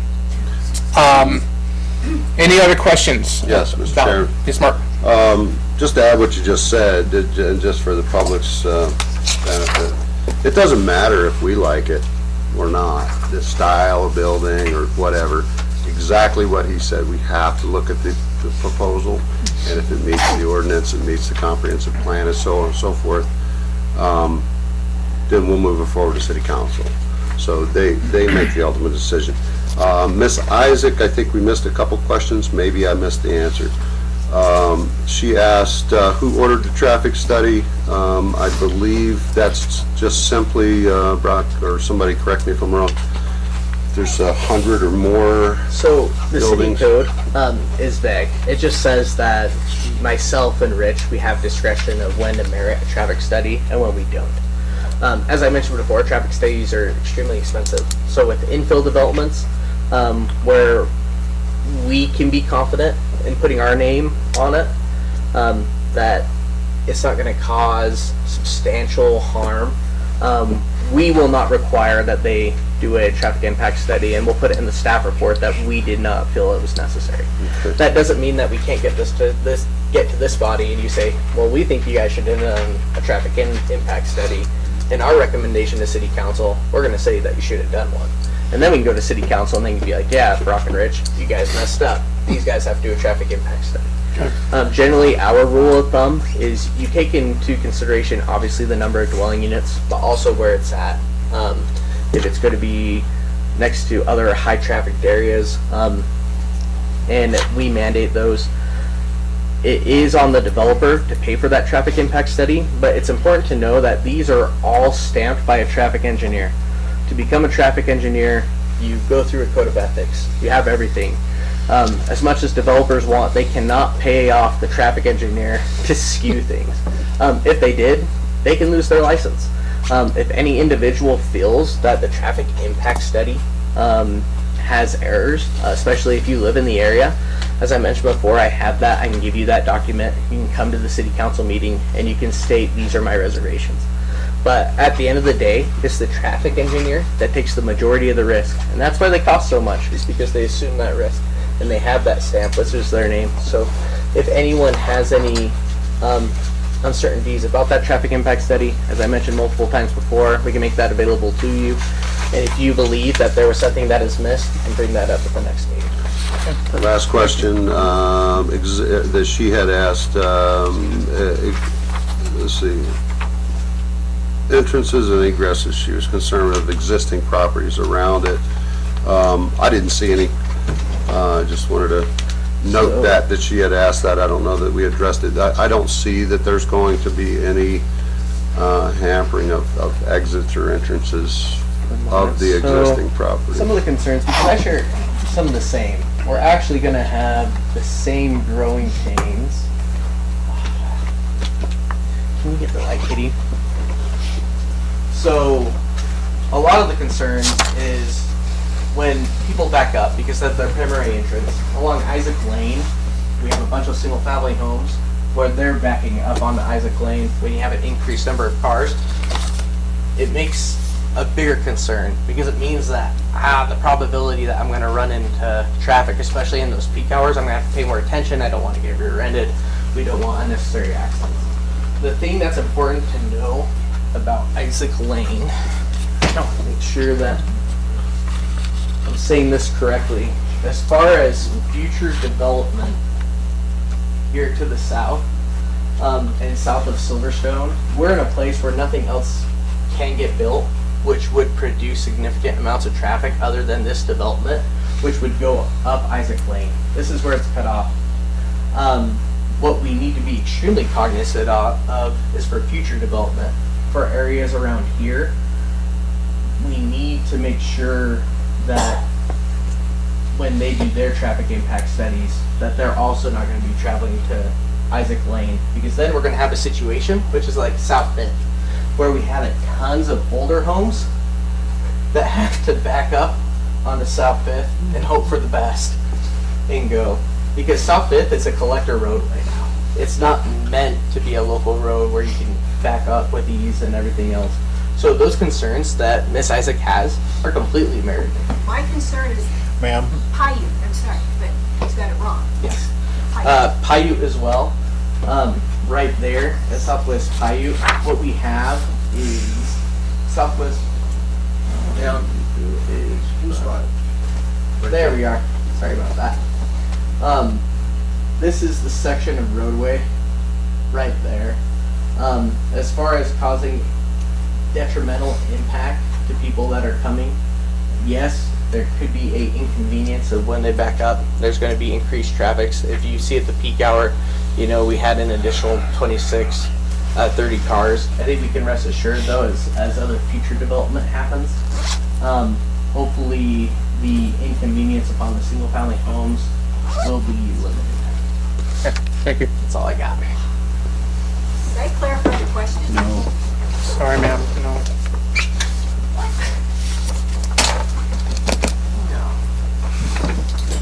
Then I didn't get the answer.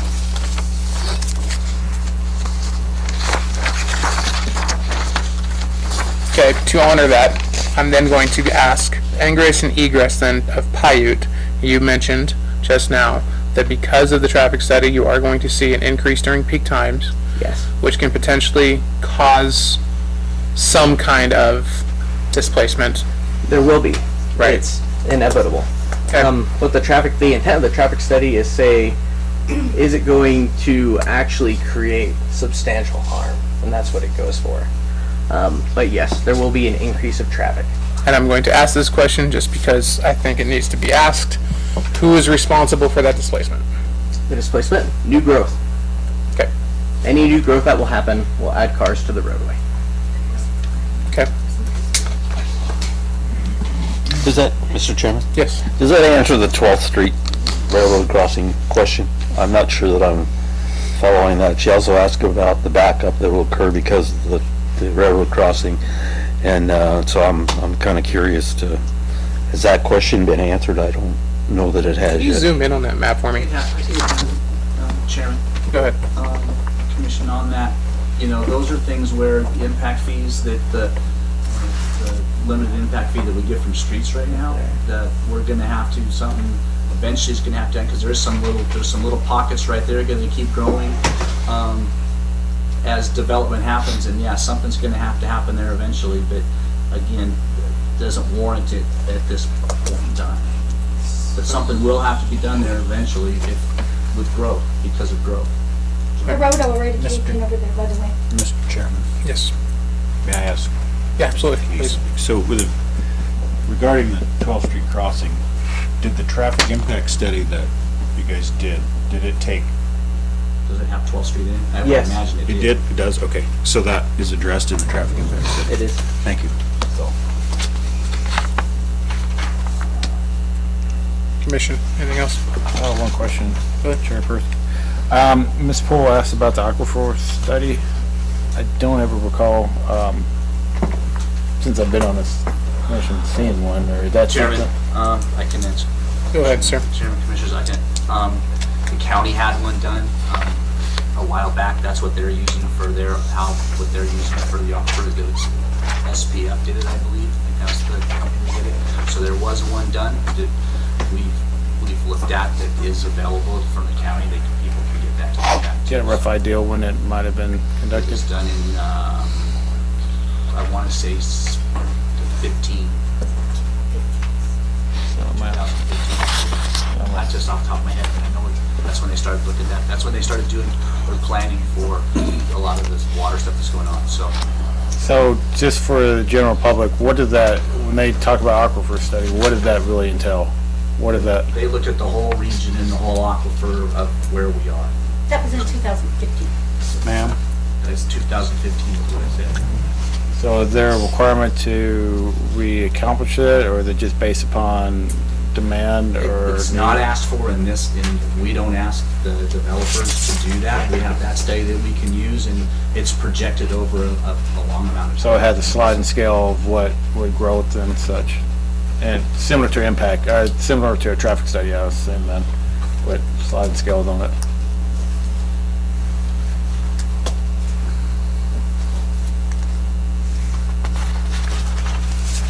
Mr. Chairman. We have one letter from,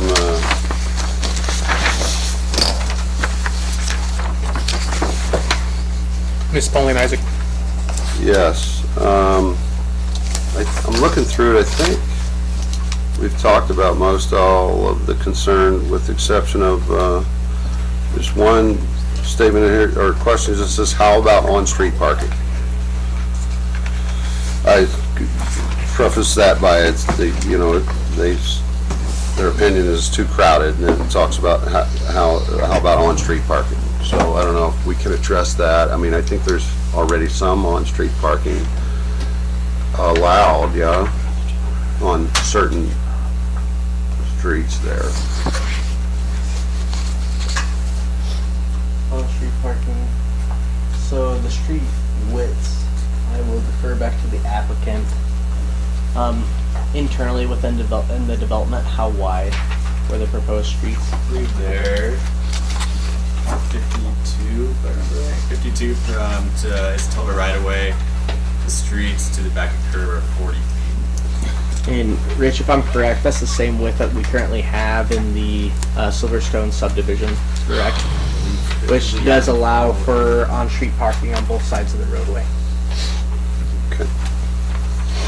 What was that, what's again, Brock?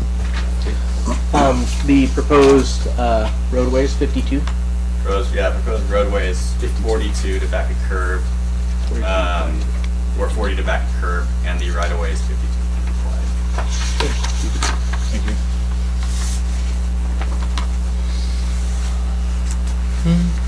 Okay, commission.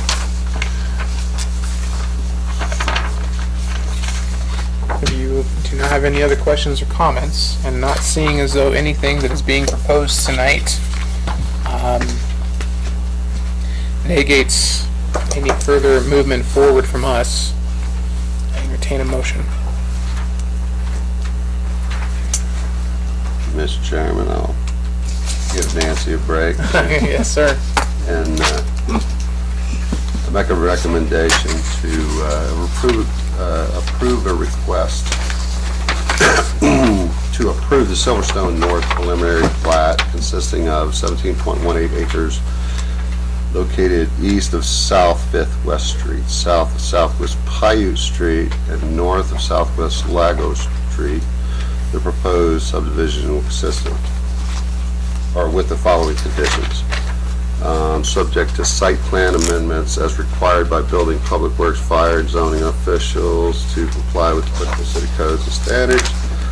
All future development will comply with the use and bulk and coverage controls of the R4 zoning district. And third, the applicant shall adhere to and complete the Silverstone North subdivision traffic impact study recommendations as provided. I believe we wanted to make sure as well as a conditional of approval. Correct? That's something that this body would. And four, the applicant provide easement to directly hook into the city's sewer line.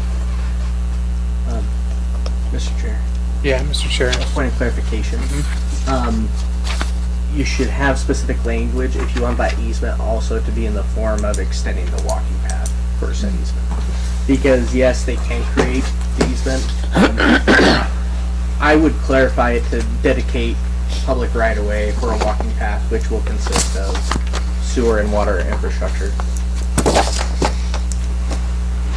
Probably just sewer infrastructure. Or sewer.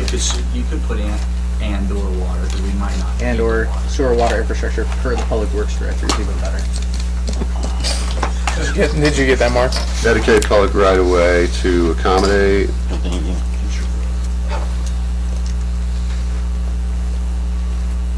future water and/or sewer.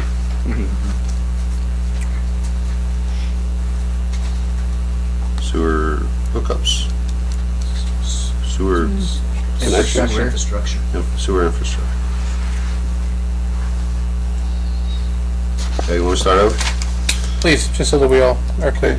Mr. Chairman, I make a recommendation to approve the request to approve the Silverstone North preliminary plat consisting of 17.18 acres located east of Southwest West Street, south of Southwest Paiute Street, and north of Southwest Lago Street with the following conditions. Subject to site plan amendments as required by building, public, fire, and zoning officials to comply with applicable city codes and standards. 2, all future development will comply with the use, bulk, and coverage controls of the R4 zoning district. 3, the applicant shall adhere to and complete the Silverstone North subdivision traffic impact study recommendations as provided. And 4, to dedicate public right-of-way to accommodate future water and/or sewer infrastructure. Okay. I have a first. Do I have a second? Second. Second by Nancy. Billy, starting with you. James? Aye. Travis? Aye. Mark? Aye. Edie? Aye. Cassie? Aye.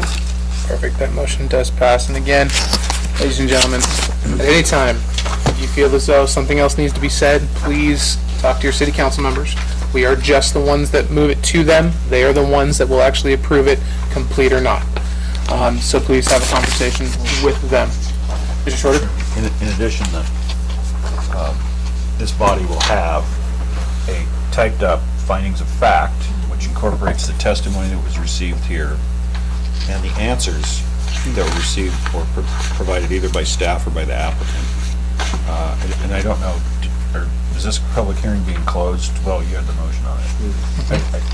Next time, or if we have another hearing, I think we have one after this, the We do. applicant should have an opportunity. Did you have anything you needed to address in this? I think you guys did a good job of addressing most of it.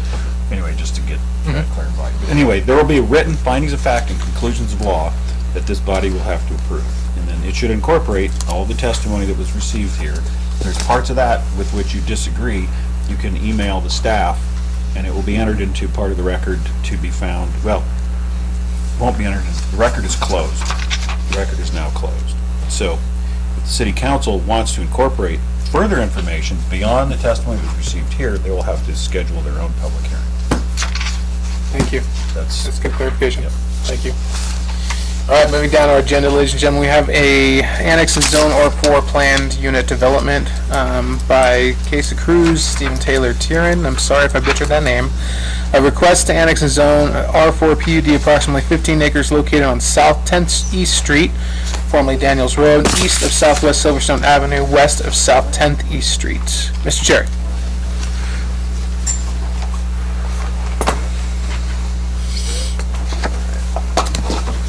Fluid lights. Oh, thank you. Yes, please. That will be for the Thank you for doing my job. applicant. Alrighty. Anyone needs to stretch, All right. stand up. So what we have here in the circle below, what is being proposed is the annexation and zoning to 10th Street. I'm gonna let those in the audience who would like to lead, they can. Sir? Don't forget that. I'm the guy you gotta call. I know where you're. Yeah, can I get a card too? Yes, ma'am. I have candy at my desk too.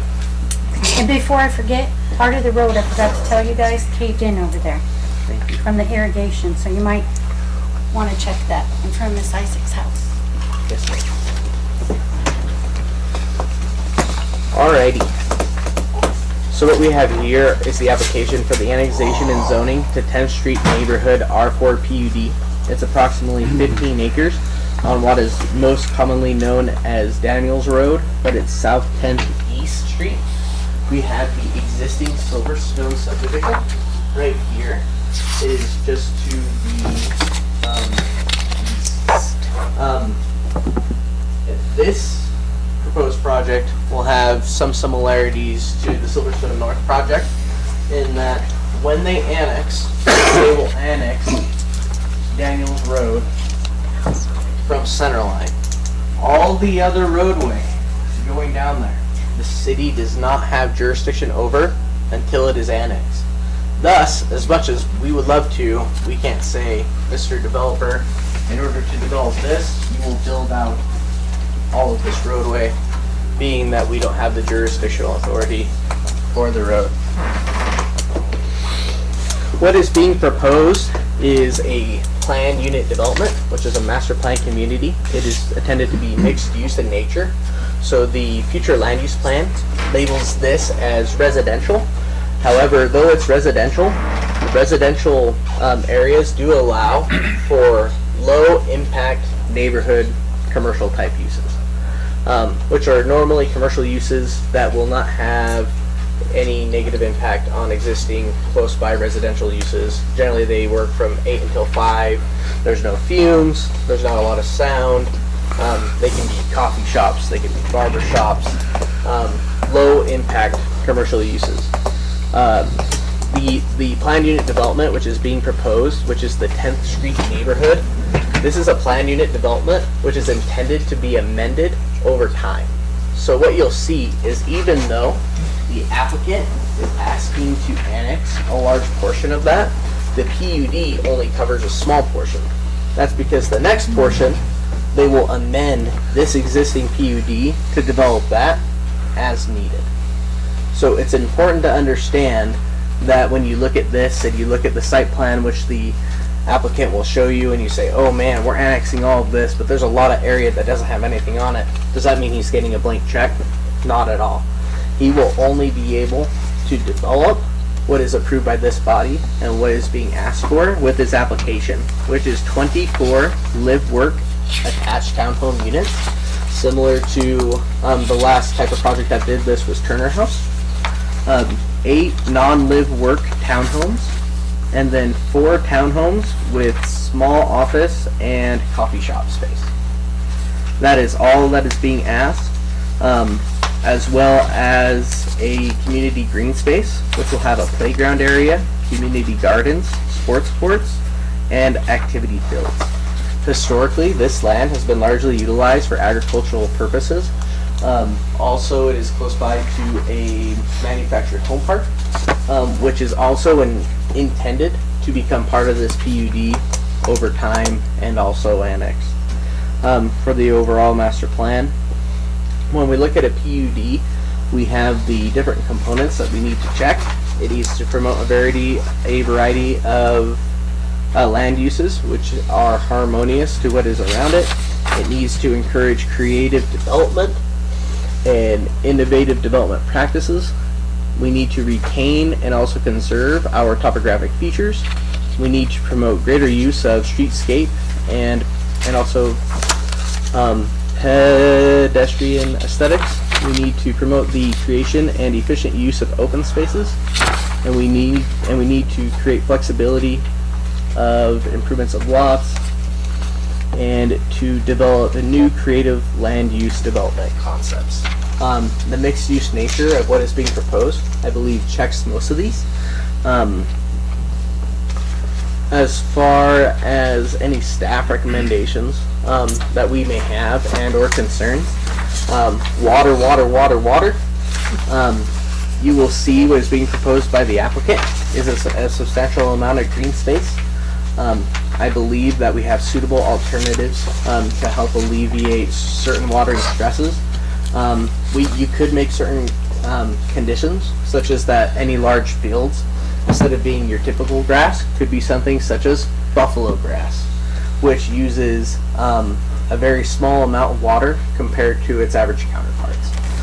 Those are the recommendations that staff would make to you. This project, even though we are only looking at a very small amount of units being permitted with this development, much less than 100 and also less than 50, staff did recommend to the applicant that he complete a traffic impact study, being that this is a planned unit development which is intended to be built upon over time. So what will happen that as this proposed project grows, he can actually utilize this core traffic impact study to add onto it so that we can ensure that the traffic impacts will not be detrimental to everything around it, and we have the best plan moving forward. With that, that's all I have for you pertaining to this application. I will yield my time to the applicant, and then I'm open for any questions you may have afterwards. Thank you. So I'll let the applicant, Steve Taylor, come forward, who is representing the property owner, Casa Cruz. Thank you, Mr. Mayor. Thank you for your time today. Council members. I'm sorry, could you state your name and your address? Yes. My name's Steve Taylor, 3368 Lake Harbor Lane, Boise, Idaho, 23703. Sorry, my voice is a little hoarse. It was a great presentation over the last few hours. Council members, I appreciate your time tonight. Steve. Will you pardon my back? Yeah. Sorry about that. And this is the Planning and Zoning Commission. Planning and Zoning Commission. Thank you. Definitely not the mayor. It's Sorry. not the mayor. I just not want that response. Above my pay grade. Thanks for that clarification. Sorry about that. No, you're good. We just have a few slides here. I represent Casa Cruz. It's a difficult name to pronounce because it's spelled differently, but she is the landowner here. She's purchased 20 acres a few years ago, and I'll show you the details of the due diligence we've done on the infrastructure, etc. I'd like to show you some of our preliminary plat documentation, landscape plans, etc., and then the buildings that we're proposing. The original survey was done in 1978. It was parceled into two parcels, A and B. And in parcel A, there is an existing trailer court, which the owner is very concerned to keep, and she's concerned with gentrification. She has great relationships with her tenants there, and she would like to continue the operation of that. So her proposal is to annex parcel B, 15 acres, and as Brock mentioned, this planned unit development will be described here. So we have finished the applications for the annexation PUD subdivision and entered those into the new online process. And we have included the Phase 1 environmental study, which was done a few years ago. We have completed the next slide there. The traffic impact study to include 4 intersections. I think the original recommendation from the city was 2 intersections, and they later modified that to include 4 intersections to address some of the concerns that were addressed in the previous application. And that study came back with no recommendations for mitigation on any of the intersections involved. And I think there was a really good explanation of the different levels in the last application. We have included the soils work that has been done on the site, and we've worked with the city to locate the water lines and the sewer lines that are adjacent to the property on the east and the west side, so there's good access to those public utilities. We've completed a property survey and the topographical map for that entire annexed portion. And here you can also see that those water and sewer lines with good access. We've completed the preliminary plat, and as has been explained, this is phase 1 of this 15-acre development. And it includes, kind of tough to see on this small figure, but I think when we get to the next slide, the landscape plan is a little larger view of that. Up in the northwest corner, we have playgrounds, community gardens, sports courts, and an activity field. And that activity field is meant to be owned by the property, but to be used by the community as a whole. And we provided access to the neighboring properties as far as bike paths, etc., so that neighboring children can use that. In the heart of this first proposal is live-work townhome units. There are 4 buildings with 6 units each, and these are intended to provide occupants with the opportunity to work from home or have a small office access to minimize traffic to the city, etc., and for the convenience of that operation. So those are buildings, what we call A, B, and C. Building E, Brock, there's just a little adjustment to what you said before. Building E, there are 8 apartment buildings. They're small, 1-bedroom apartment buildings, 500 to 600 square feet.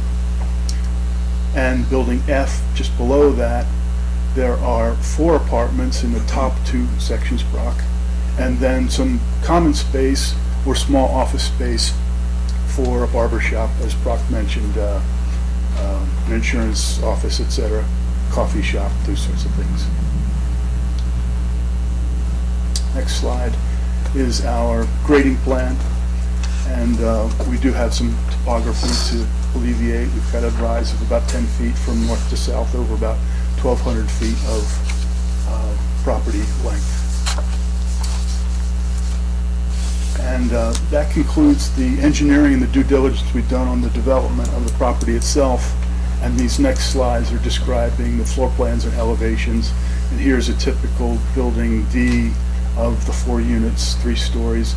So there's parking underneath in a garage, office space on the first floor with a accessible bathroom, and 2 stories of living above that. Building E is 4 over 4, 4 apartments on the first floor, accessible again, 4 apartments on the second floor. Small unit, single bedrooms. And building F is this is the street view on the right and the entrance view on the left on the right-hand side of the right-hand upper elevation are the 2 over 2 apartments, 2 bedrooms there. And the remaining left-hand portion of that, or the southerly portion of that, is the common space of small offices and the potential common room or coffee house. We believe we're overparked in this community by about 20 to 30 units, parking spaces, so we believe there's ample parking. We're not recommending any parking on the access streets or on 10th Street or Daniels Road. We've included adequate parking on the interior and parking spaces, garages, etc. I just want to relate that the property owner is very proud of the mixed use and the land use principles that she's put forth here, and she's very interested in including the existing trailer park and the residents there in the access to the sports courts, activity fields, etc. That concludes my presentation, but available for any questions, etc. Thank you. Thank you. I'll probably bring you up again in just a minute. Thank you. With that being said, let's go ahead and open it up to our public hearing for this. Again, come with questions, comments, we'll listen, we'll write notes, and then when the public hearing closes, we'll address each one as best as we can. So with that being said, anybody come up? All I need is your name and your address. My name is Robert Mott, 1991 South 10th East, directly north of this property. First off, you mentioned talking to my city councilman. I don't have a city councilman. I don't have representation there, and neither do the people that live in the county. Everybody here, I think, pretty much is the same boat. We can address the city council, but we don't have a city council member to call to and voice our concern because they don't represent us. My questions, I understand the water issue. I'm not going to address that. I'm not going to bring that up again. I'm sure that it'll be discussed by others. What is the outlet coming into here? Is it solely South 10th East Street? I see the road going to the west. Where's that going? Is it going to be an outlet? Is it going to be, provide access or egress for this place? It was mentioned utilities on the east and west side. What utilities are on the east side, coming down Daniels Road? I'm not aware of any. There's a sewer line, but you get the sewer line that took up our property on the backside. So, I mean, that's my main concerns. I mean, Daniels Road is a 35-mile-an-hour zone. Is that going to be changed? And you mentioned about widening it. You don't have any control over that. So, who will? I mean, is this something the city, the county commissioners address to? I don't understand how you guys can make the determination this goes to the city council without addressing county commissioners, and I don't know how that works, but anyway, it seems kind of a foolish process. So, anyway, that's all I have. Thank you, sir.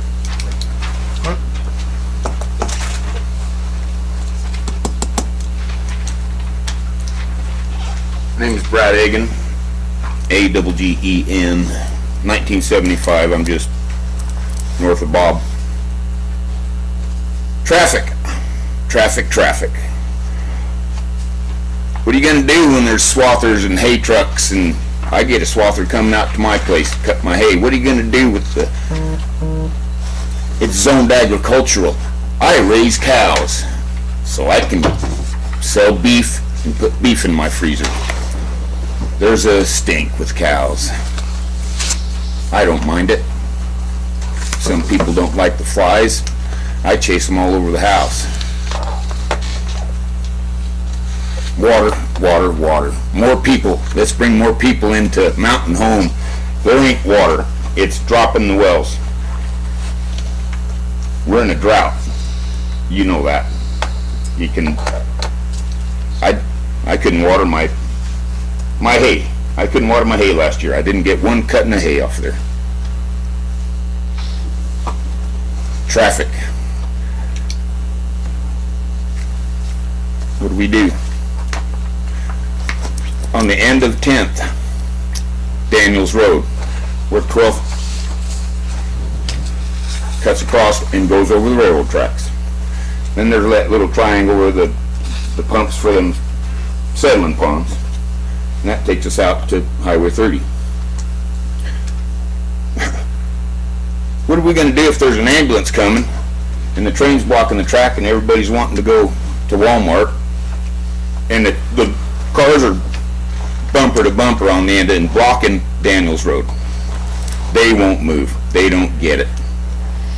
This is it's zoned agricultural, man. It's not. Why would you annex something like this into the city? You know, he's half mile down Daniels Road or more. They tried to annex us into the city. Joe McNeil wanted to do it. Wanted to run that sewer line right through the middle of all our properties. Oh, but we would never use that easement. Well, you take our property, you're going to use our easement. Just real concerned with it. It doesn't jive with the whole Daniels Road thing.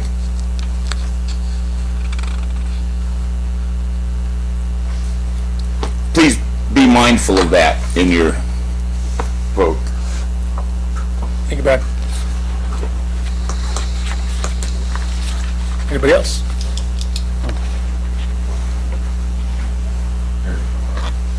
Jacob Stam, live on 1905 South 10th East. I know water keeps getting brought up. Is this going to be attached into city water, or is it going to be a private well? If the water's coming from city, it's the city worrying about their well. It's still affecting our wells, because all of our houses are on private wells. Water's getting lower and lower and lower. That's the biggest issue. Traffic, that's a second issue. The speed limit, yes, is 35. There's people that drive that road at 70. So increasing the traffic is gonna be an issue. I didn't catch whether there was gonna be egress on both sides of the road from 5th, I believe, or from 10th or which side is the primary. I mean, if it's got access on both, I'm sure it's both gonna get used. So, that's all I got. Thank you, Jacob.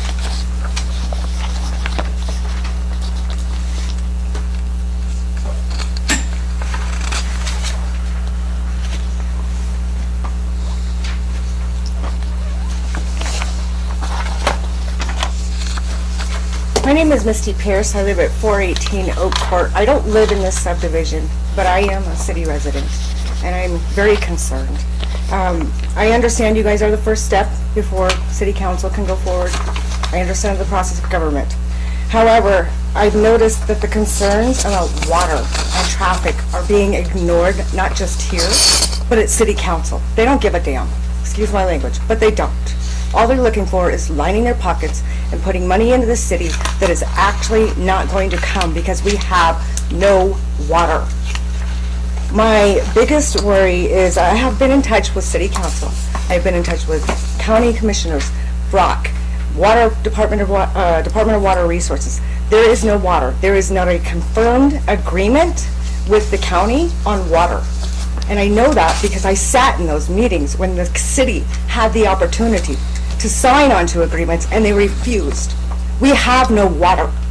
And that is scary for our future and for our agriculture. We will not survive without water. We need water to live. My other biggest concern is that we're annexing all these properties, not just these two tonight or 3, but there's 2 other proposed. And we only have water rights for 2 wells. When we have 5 subdivisions that are proposed and we hypothetically let them all in, we have 2 wells to support 5 subdivisions. That's not going to be enough water when the water tables are dropping everywhere. I would like to know where the water studies come from. Is it actually the Idaho Water Resource Board, or is it the city? Because we need an actual engineer who knows water to do it. No offense, Mr. Yukiti, but you are not a qualified engineer. You have no degree in water. I don't know if you even know much about plumbing. Yeah, And that is a major concern. We need to go to experts that study water and how the tables drop. Also, I know we're in a housing shortage. The base is in a housing shortage. That's why they're doing the Snake River project. They can't build houses until they know they have water. It's a DOD regulation. There are over 200 houses on the market, and a lot of them are CBH homes, and they can't sell because they're too high priced. People cannot afford the homes that are coming here. And we have empty ones that are too old to be sold because people don't want to pay the prices of inflation of a 1977 house for $280,000. So those are my concerns. Thank you. Thank you.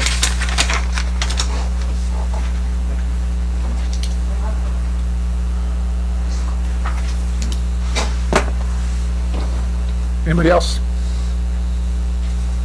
Before I close, I'm going to take your recommendation, Mr. Schroeder, and I'm going to bring the applicant back up.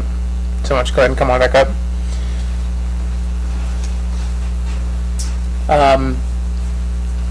Commission, help me out. There's a lot of questions. So I know that some of the things that needed to be addressed were definitely traffic and easements, egresses. So what can you tell us about your entrance and egress to the location? Yeah, there's entrance and egress to Daniels Road only in this first phase. So there's no access to a road to the west. There's just no road there. That entrance and exit is designed to have the proper fire radiuses, etc., proper road widths, etc., and we will install proper sidewalks with the proper drainage in the right-of-ways.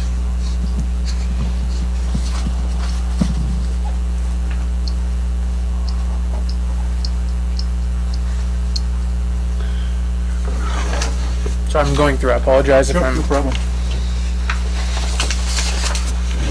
Okay, we talked about utilities. Utilities was part of that came up, the question that came up.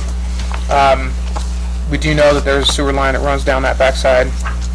What other utilities were we discussing? Water and sewer come in the back there? Commissioners, on Daniels Road, we just have a major sewer line.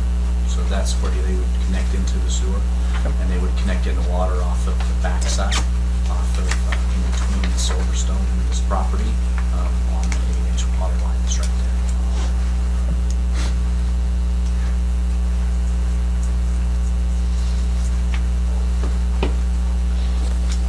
Did I miss anything that... Mr. Chairman? Yes, sir. One of the comments about agricultural use, I would note that, first of all, one of the, and I don't know what chapter it's referred to, but Idaho Code 676508 for comprehensive plans. 676508 subparagraph N, as you'll recall from our class at the beginning, a long time ago, one of the mandatory components is agriculture and analysis of the agricultural base of the area, including agricultural lands, farming activities, farming-related businesses, and the role of agriculture and agricultural uses in the community. That is a component of your comp plan. I don't have it in front of me, but I just would note that's an important one. That was added to this statute in 2014, and then to the person testifying in his comment about current agricultural uses in his area, in specific, Idaho Code 22-4503, which is part of the Right to Farm Act, states that no agricultural operation, agricultural facility, or expansion thereof shall be or become a nuisance, private or public, by any changed conditions in or about the surrounding non-agricultural activities after it has been in operation for more than 1 year, when the operation, facility, or expansion was not a nuisance at the time it began or was constructed. Therefore, if Mr. Reagan is, raising alfalfa, driving swathers, or having contract, swathers come down Daniels Road, or having cattle graze, simply by virtue of this new thing, Mr. Reagan has a right to continue that, so long as that activity that he's conducting is not a nuisance at the time this new one is constructed. In other words, you can't move into next to a bunch of cows and then start complaining about it. Right. But that's protected in statute, just so this body knows. That's all I have. I have an interesting question for you. Why here? Why at this location? And your development? Yeah. Well, it's currently vacant land, not in any agricultural use, and the landowner would like to continue her providing of housing for the community. And she wants to do that in a way that's in concert with good land use practices, which is why she's dedicated over a couple acres to common space, activity field, etc., and try to keep that community as tightly knit as possible. So we've worked with the city for months now to optimize the land use of this proposed, what we call blue juniper, this parcel A, excuse me.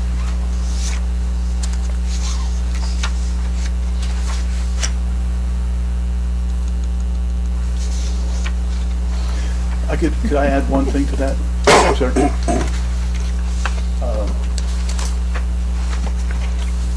During our process of development and land planning, the property owner was offered a very substantial amount of money for this parcel by a Boise developer whom is building other subdivisions in the area. She chose not to take that offer, and she chose to develop this parcel in a staged, community-like approach.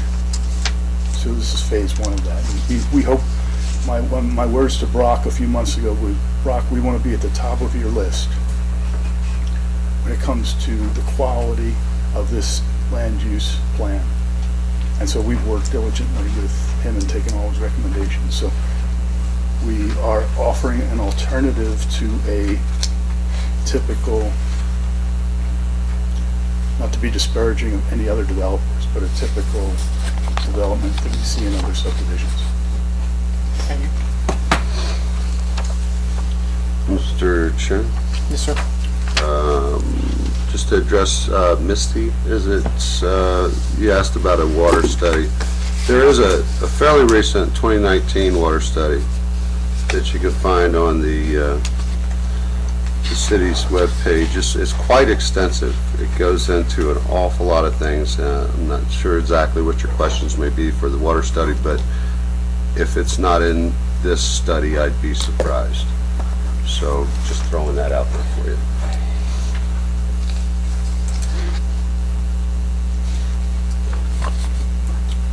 Billy? The one question I brought up was the intergovernment relations between city and county government. Has there been any collaboration or collaboration with both entities at the table to talk about? We currently do have city council members that do sit on the water resource board, but I would mention to you, nowhere in our comprehensive plan, it does speak in very broad terms, working and being multi-jurisdictional, working with the county as an entity, working with the school board as an entity. Yeah, you know, everyone come around, sing kumbaya, we're all in this together. However, when it comes to statute, Yeah. So, an application for a plat, an application for zoning. First of all, this area is in the area of city impact, so there's a negotiated area of city impact that provides the way these lands are treated. The second thing is when there's a proposal to annex and zone property, that notice is given to every political subdivision providing services in the jurisdiction. So in other words, hey, we're about to approve this subdivision. So, county commissioners, do you have any comments?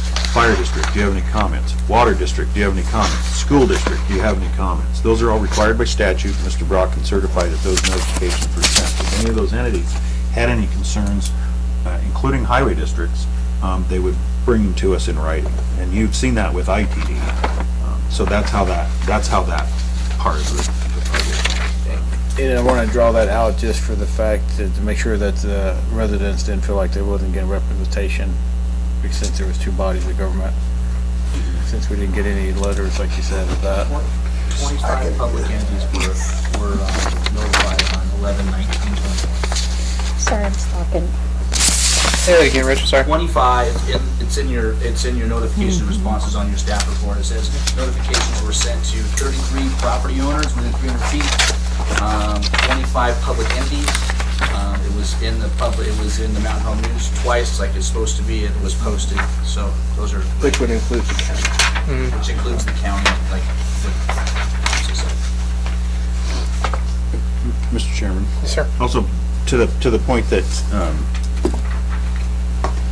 Commissioner Roeder mentioned, so you're not precluded, no one who is an affected property owner, or actually anyone that wants to testify as a resident, is precluded from contacting any level of government about concerns that they have. That's just because you did or didn't vote for them is kind of immaterial. You can, especially if you're an adjoining property owner, contacting council members outside of a public hearing is hazardous. You can write a letter to the staff, but it's like going to court and sending letters to a judge beforehand. So this body is sitting in a quasi-judicial capacity, as does the city council. So you can certainly voice your concerns to the staff. It will be incorporated in the staff report, as will all of these questions and concerns. If the city council chooses to have another public hearing, they can do so. So. Okay. Thank you. Right, and that's what my big concern is, just make sure that was drawn out, the public knew that there was an entity that was contacted, so. Okay. I do need to close the public hearing at this time. I believe we've talked a lot about water. Water's definitely, you're surrounded by agriculture. I absolutely understand that, 100%.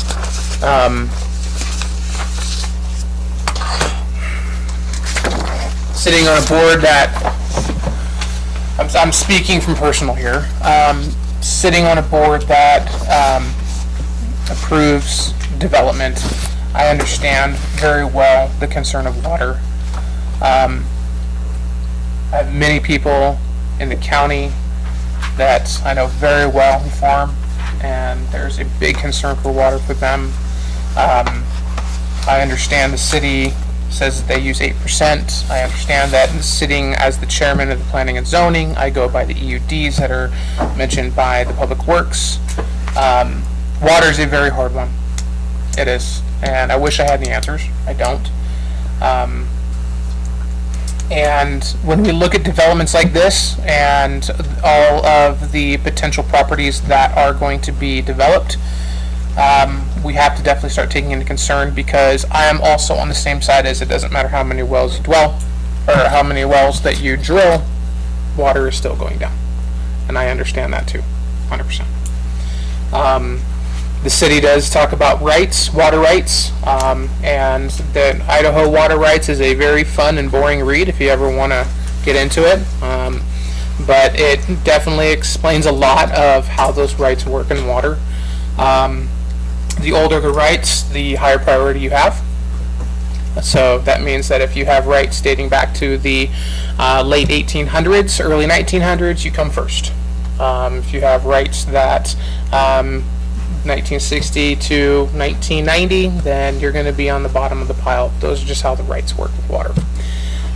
Again, it's a really fun and boring read. But it's hard as a commission to hear the public have constant conversation and concerns about water, and I know that. Trust me, I know that. And be able to continue to say, hey, we're going to approve this forward to City Council. Personally, I will talk not as the chair, but as a personal member of the commission up here. The only concern I have is based on our comprehensive plan. I don't see this property as fitting in with the surrounding area. That's my concern. There is a lot of ag going on there. Daniels Road is it's a country road. Let's put it that way. I think Daniels Road is a country road. And the development that is being proposed, I love the idea. I think it's a great idea because it's a lot like the Turner House idea. But the location, I'm having a hard time with. I don't feel as though it fits in our comprehensive plan with the surrounding community. But again, that's me speaking based on my feelings and on the comprehensive plan that we follow. Commission, let's have a conversation. Well, Mr. Chairman, I'm not with you on that exactly. I think I get your point, but I mean, you have existing trailer homes, even though they're a little different, but I mean, they're putting apartments in this place, right? And fourplexes or townhomes, they call them, and apartments, and you have trailer homes there, and then you have Silverstone subdivision across the street behind it here. This is the original Silverstone subdivision, right? Mm-hmm. So are these single-family homes back there? Mm-hmm. So, I mean, I don't know, it's just smack right there in the middle of the field. It's kind of hard to, the only thing you have to judge what you're saying by are those existing trailers and the single-family homes behind it. I'm judging it based on the fact it's a live-work unit. One, that's what I'm judging on. It's a live-work unit. You're talking about a multi-story, not one story, single story. Everything surrounding is a single story, and what they're first proposing does not back up to the Silverstone Avenue in the very back there, which some have double-story houses. But in this initial build, you're talking 3-story buildings. And next to a trailer park where it's 1-story single-wide, double-wides, that's hard for me to kind of go, yeah, that fits. It also is hard for me to look at that and go, we're proposing an idea of a working single-story floor of potential coffee shops or insurance company or whatever it might be out in the middle of agriculture land. Until that area develops more, I don't see how that can fit in there, personally. But again, I'm looking at this through my eyes, and I want to hear from you as well.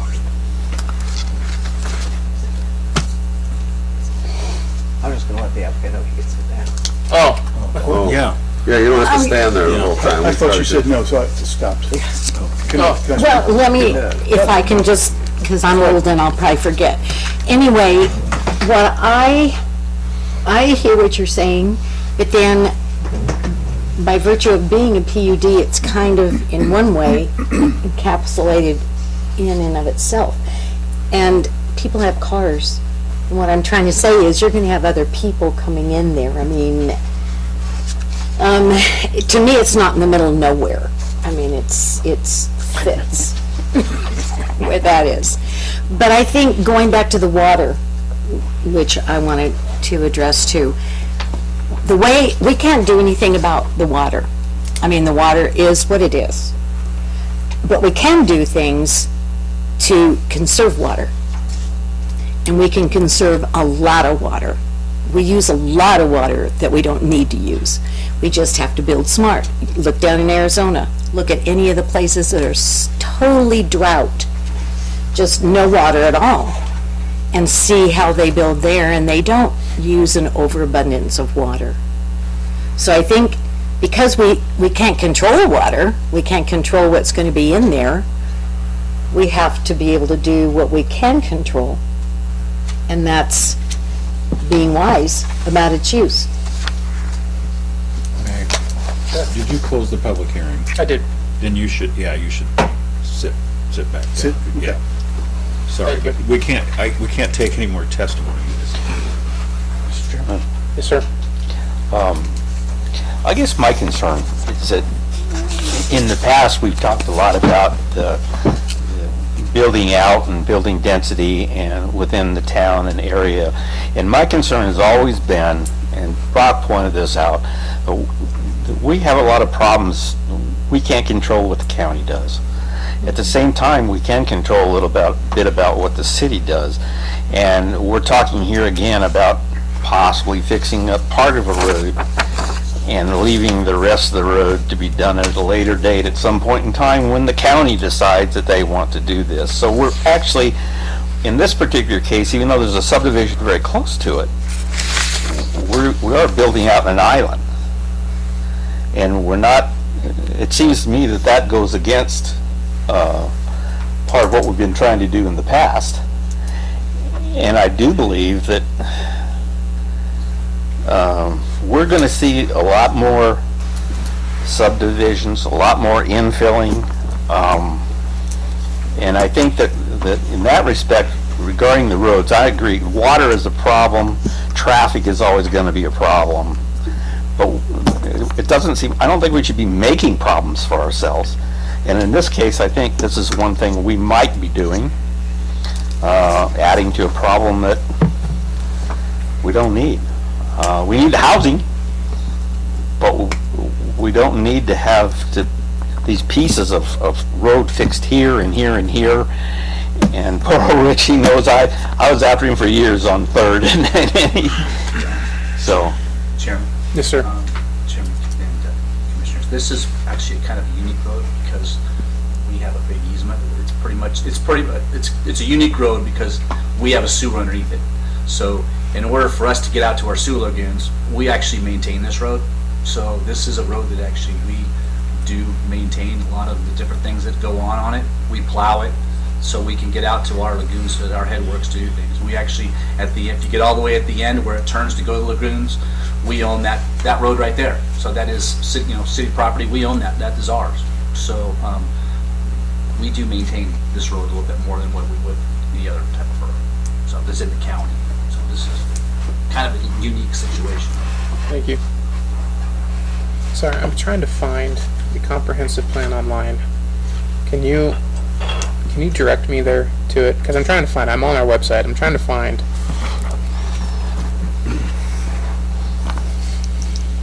You haven't got memorized. I used to have a big binder that had it in it, but then that just got heavy and I didn't bring it around anymore. Building services. I clicked on comprehensive plan. That's your link problem.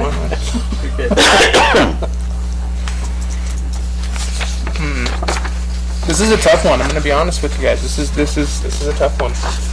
And gosh. Explain more to me, because I'm not quite sure I understand your concern. What can you, Brock, sorry, you're doing like 3 things at once. Can you put on the map of where that location of the applicant's development property is? I'd be happy to.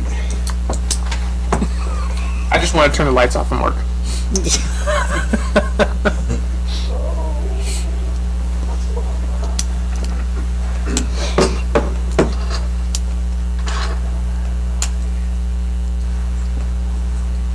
there's Silverstone right here.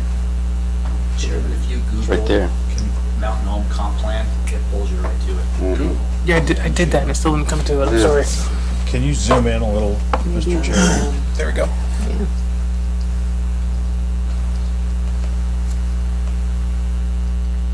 So, but I think for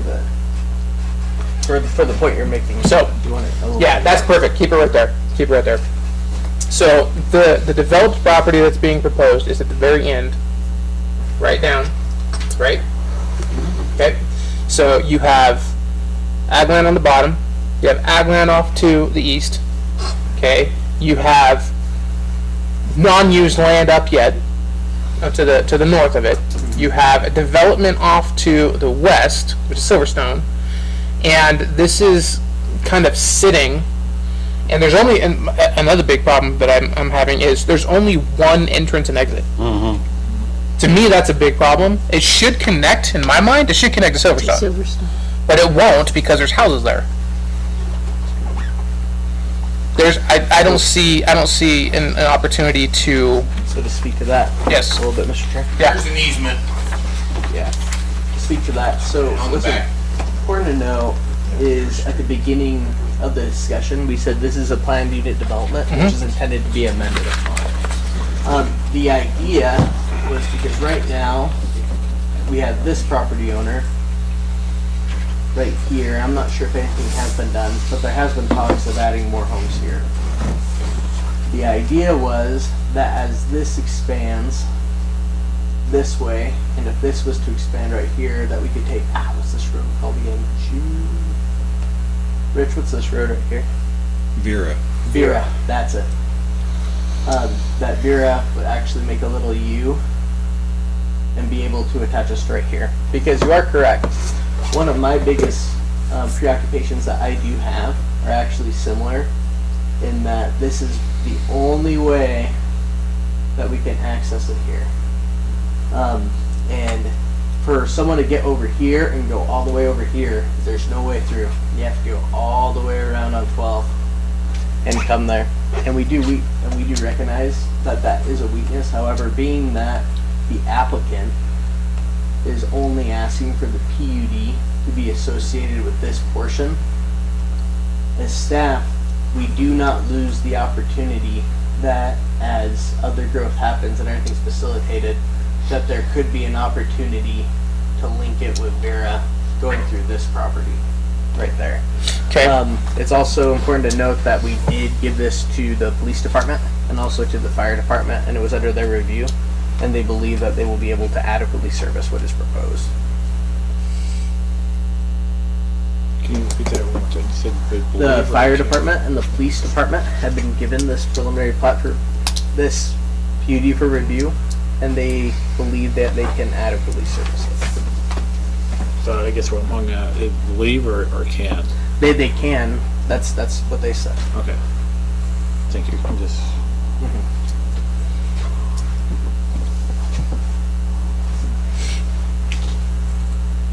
I know there's not much more I could say that I haven't already said. So it's. Did you get that, huh? Yeah, I did. Thank you. Did you? Yeah, thank you. So again, So if you're thinking, what if they developed it on the other end, closer to the Silverstone? you're still only having one entrance and egress off of Fifth. I'm having a hard time with that because, as Mr. Aiken said, you bring swathers and trucks and cattle down that road, and you have only one entrance and exit. and you got, let's say, doesn't matter who's in there, you're going to work in the morning, you got hay balers coming through there, it's already a cluster because of one entrance and exit with the development that's being proposed. You have now more family units in this one area. I would be more than happy if they could figure out how to go out Silverstone.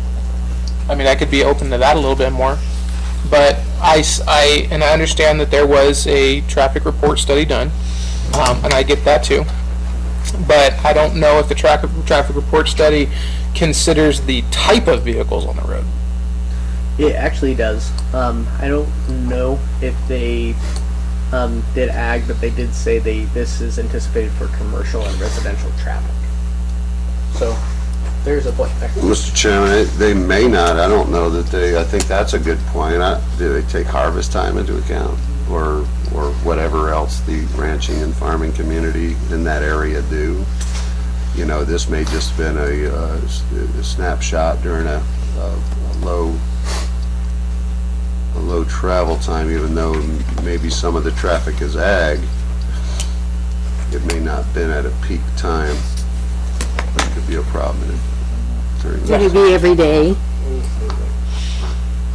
Would they be having all that equipment coming every day? Yeah, that's what I mean, I don't know. Once a month? One. If I didn't close the public hearing, we'd be able to ask those I questions, know, Nancy. well.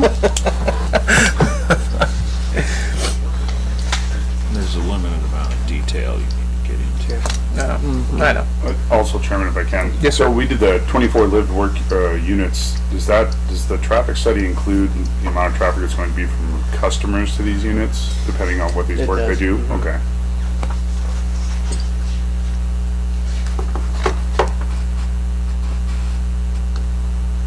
I'm just one voice on this commission when it comes to the voting, and I honestly, I'm still having a hard time with, I don't see how this fits the surrounding area. That's what I'm really having a hard time with.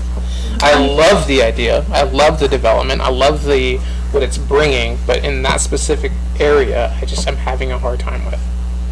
I'm kind of going back and forth myself. Yeah. Billy? Got your title there for a second. I'm wavering as well, because when you look at that, you got 3-story buildings surrounding farmland. Does it really meet the spirit and intent of that comprehensive plan? While I agree it's needed, while I agree it'd be a good addition, it just feels like it's a square peg or something. It just doesn't, when you look at that from 1,000 feet, does it fit that area? And we also got to take account of not only the ag area, but the surrounding, even though that public notice has been given of future residents as well. Does that fit that? If you have a 3-story building backing up to a 1-story, 2-story, and all that is future speculation and such, but does it fit? And I don't have the plan in front of us where it says the verbiage on that. And the one entry and exit I do, and have concerns with that as well, like you stated, and been stated before. Just you're talking about the 3-story, there's nothing there, and wherever they're planning to build, it's far away from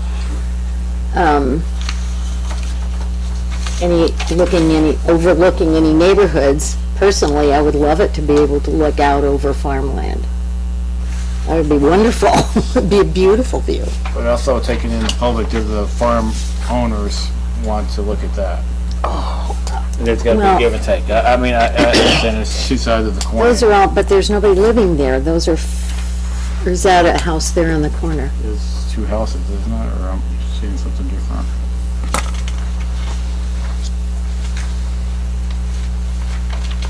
It's on. Not an impasse on that.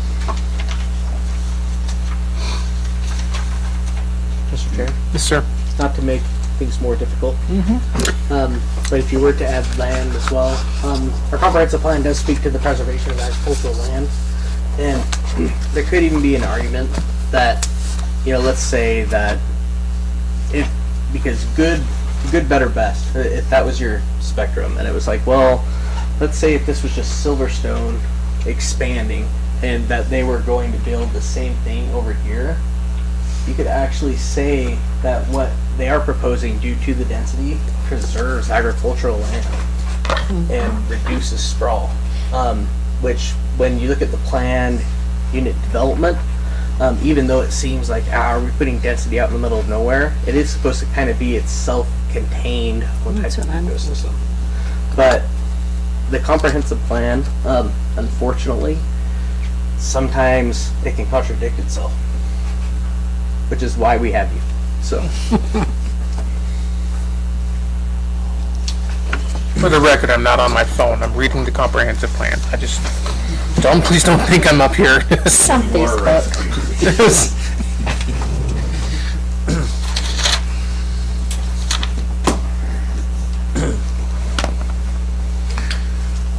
Mr. Chair. Sir. A note, some of the concerns that you had, I believe, so with the other traffic impact studies we have, they generally plan for commercial and residential traffic. I think agricultural traffic is unique.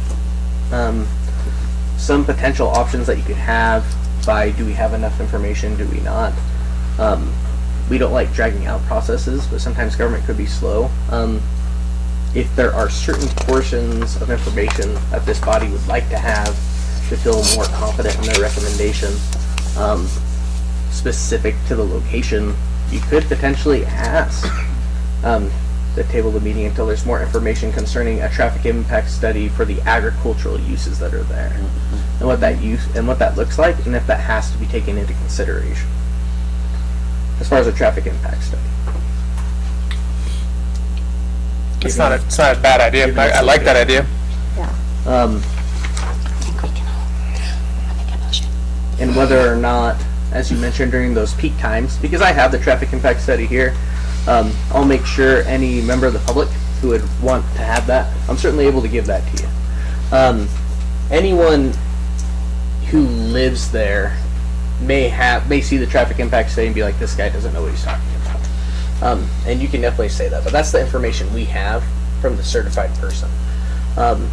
You know, if these individuals believe that there are certain components to the traffic impact study that should be added, given the uniqueness of the property, I think that's something we could take into consideration.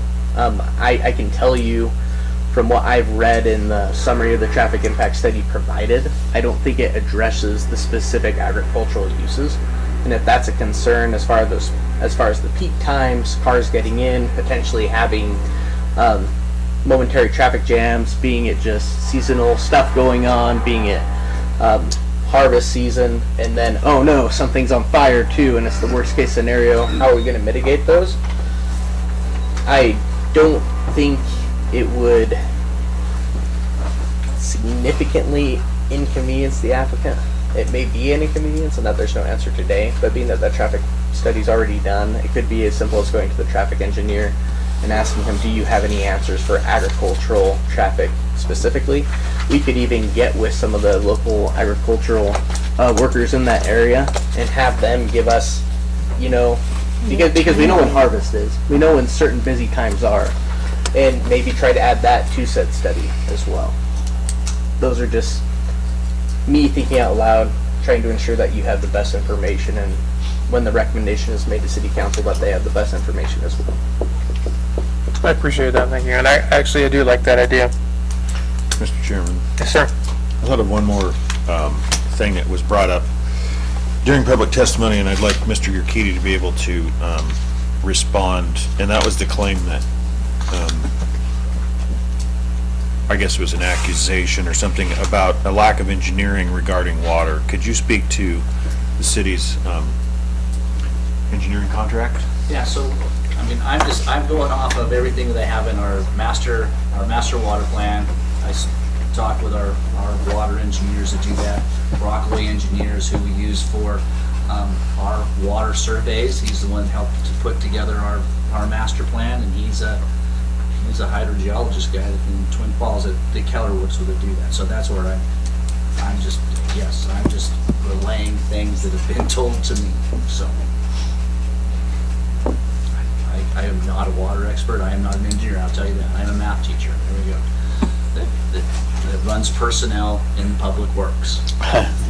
However, just so he is qualified for his position in that he is relaying information what the city receives from certified professionals. The city, we're a small city. We can't hire a traffic engineer. That's a specific discipline. We go off the recommendations which are provided in the documents. If any member of the public, because the documents are public as far as to our water plans, our current water status, transportation plans, if the public wants to take this and say that the certified professional is wrong, that is fine, but it is not in our purview. We don't have the understanding to say that, no, they got it wrong. When I give you EDU information, I'm just going right off of what I check every month, stay up to date with how many houses we've brought online and where we are, and so that's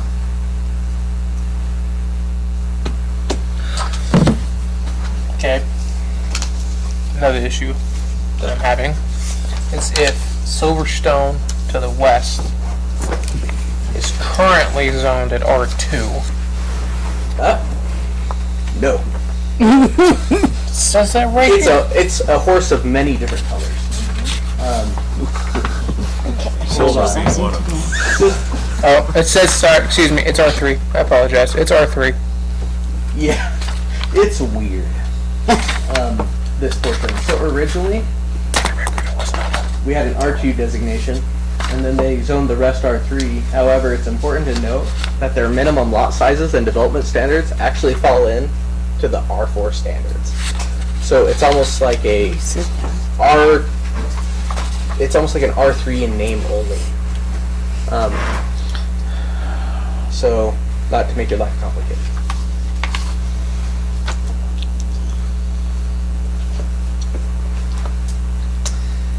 Well, I would like to make a motion. I would love to hear a motion. I'd like to make a motion that we table this, not make a decision, and request more information on agricultural traffic study. Am I saying all that right? You're looking at me like... Agricultural uses. So what we want to do is when we table it, we want to make sure that we're giving the applicant the best instructions possible so that they can get the information. I believe what you would like to see with the traffic impact study is the agricultural uses taken into it. Some things that we can do is we can invite this gentleman in my office to give me roughly a detail. When are the busy times? I understand on the farm, you're always busy. You're not doing anything. But what we can do is try to give that information to the applicant so he can speak to the traffic engineer. There's a likelihood that the traffic engineer already has some sort of formula for agricultural uses. But we can utilize some of the empirical data that we have with the current users there to try to give you a better picture of what does traffic look like with the proposed development. Did you get that? I got it from him. I'm now just getting it from you. No, what he said. Okay, so from what I heard, we have a motion to table this based on a conversation for agricultural traffic study based on possibly what the traffic engineers already had, but also conversations between the community member and... If he's willing, there's a standing invitation. Okay, perfect. So I have a motion. Do I have a second? Second. Second by Billy. Let's go around the table. Travis, I'm starting with you today. All right. Mark. Aye. Dee Dee. Aye. Nancy. Aye. Billy. And James. Staying. Staying it is. Then the motion is to table it until more information has been included. Yes, sir. Also, before we go forward to the item, I know that you live in the county. Growth is happening around you. It's who's going to help us. You know, can we go to the county commissioners and they can do something? I will give you the same sort of service that we give our city residents. You can come to my office. You can speak to me. Any information that I am able to give, I will give you. You can ask Misty. She emailed me today. I try to get her information fast. It may not be the information you want, but know that we are here to serve the community at large, just not the city as well. So my office door is open if you want to come in and speak to me. Hopefully you're speaking to me and there's not much cussing. If you need to cuss, that's okay. I'll definitely take it. But we're here to try to make lemonade out of some pretty sour lemons sometimes. But know that it is our intent to make sure that everyone's voices are heard so that we can get the very best information to the ultimate decision makers who are the city council. Okay, thank you, Rob. We are not having a conversation tonight about the comprehensive plan and the impact fees, so that will now move us then to our old business, which there are 2 action items. We need to request to sign recommendations for the public hearing held on 11/15/2021 for the request for conditional use permit for the CDTX Enterprises. A request by CDTX Enterprise for a conditional use permit for the drive-up window to be located at City View Drive and American Legion Boulevard. Just a motion to approve those finding of facts. Make a motion that the Planning and Zoning Commission recommends that the application for a conditional use permit to allow a drive-in establishment on real property located at the northeast corner of American Legion Boulevard and Northeast City View Drive, Lot 1, Block 2, replat of a Kmart subdivision should be approved with the following condition. Number 1, the approved conditional use permit be subject to site plan amendments as required by building, public works, fire, and zoning officials to comply with applicable city codes and standards. Okay, got a motion by Nancy, do I have a second? Second. Second by James. Because this is, I have to go around the table, Billy? Aye. James? Aye. Travis? Aye. Mark? Aye. Dee Dee? Aye. Nancy? Aye. Okay, motion passes for that. We have a second request to sign recommendation for the public hearing held on 11/15/2021 to request to rezone to a planned unit development R4 and subsequent preliminary plat for the Paiute Place by Arthur Young. The request would allow for a master planned unit development consisting of 16 4-unit buildings, totaling 64 attached 1 and or 2-story units. The parcels slated for development are located on the northeast corner of South 5th West Street and Paiute Street. Mr. Chairman, make a motion. The Planning and Zoning Commission hereby recommends to the City Council that the application to zone R4 with the PUD entitled Paiute Place, PUD, along with the requested preliminary plat, be approved by the City Council with the following conditions. Number 1, subject to site plan amendments as required by building, public works, fire, and zoning officials to comply with applicable city codes and standards. Number 2, the final plat and all future development will comply with the uses and bulk of coverage controls as provided in attachments B, proposed planned unit agreement, and C, site master plan and landscape plan. Number 3, before a final plat is recorded, the applicant shall receive all necessary approvals regarding water and sewer infrastructure from the Central Health District. And number 4, per City Code 9-16-10J, failure to file and obtain the certification of the acceptance of the final plat application by the administrator within 1 year after action by the commission shall cause approvals of said preliminary plat to be null and void unless a 1-year extension of time is applied for 30 days before the expiration by the subdivider and granted by the commission. A preliminary plat may be extended 1 time only, after which it shall be considered null and void. I have a motion, I have a second. Second. Second by Dee Dee.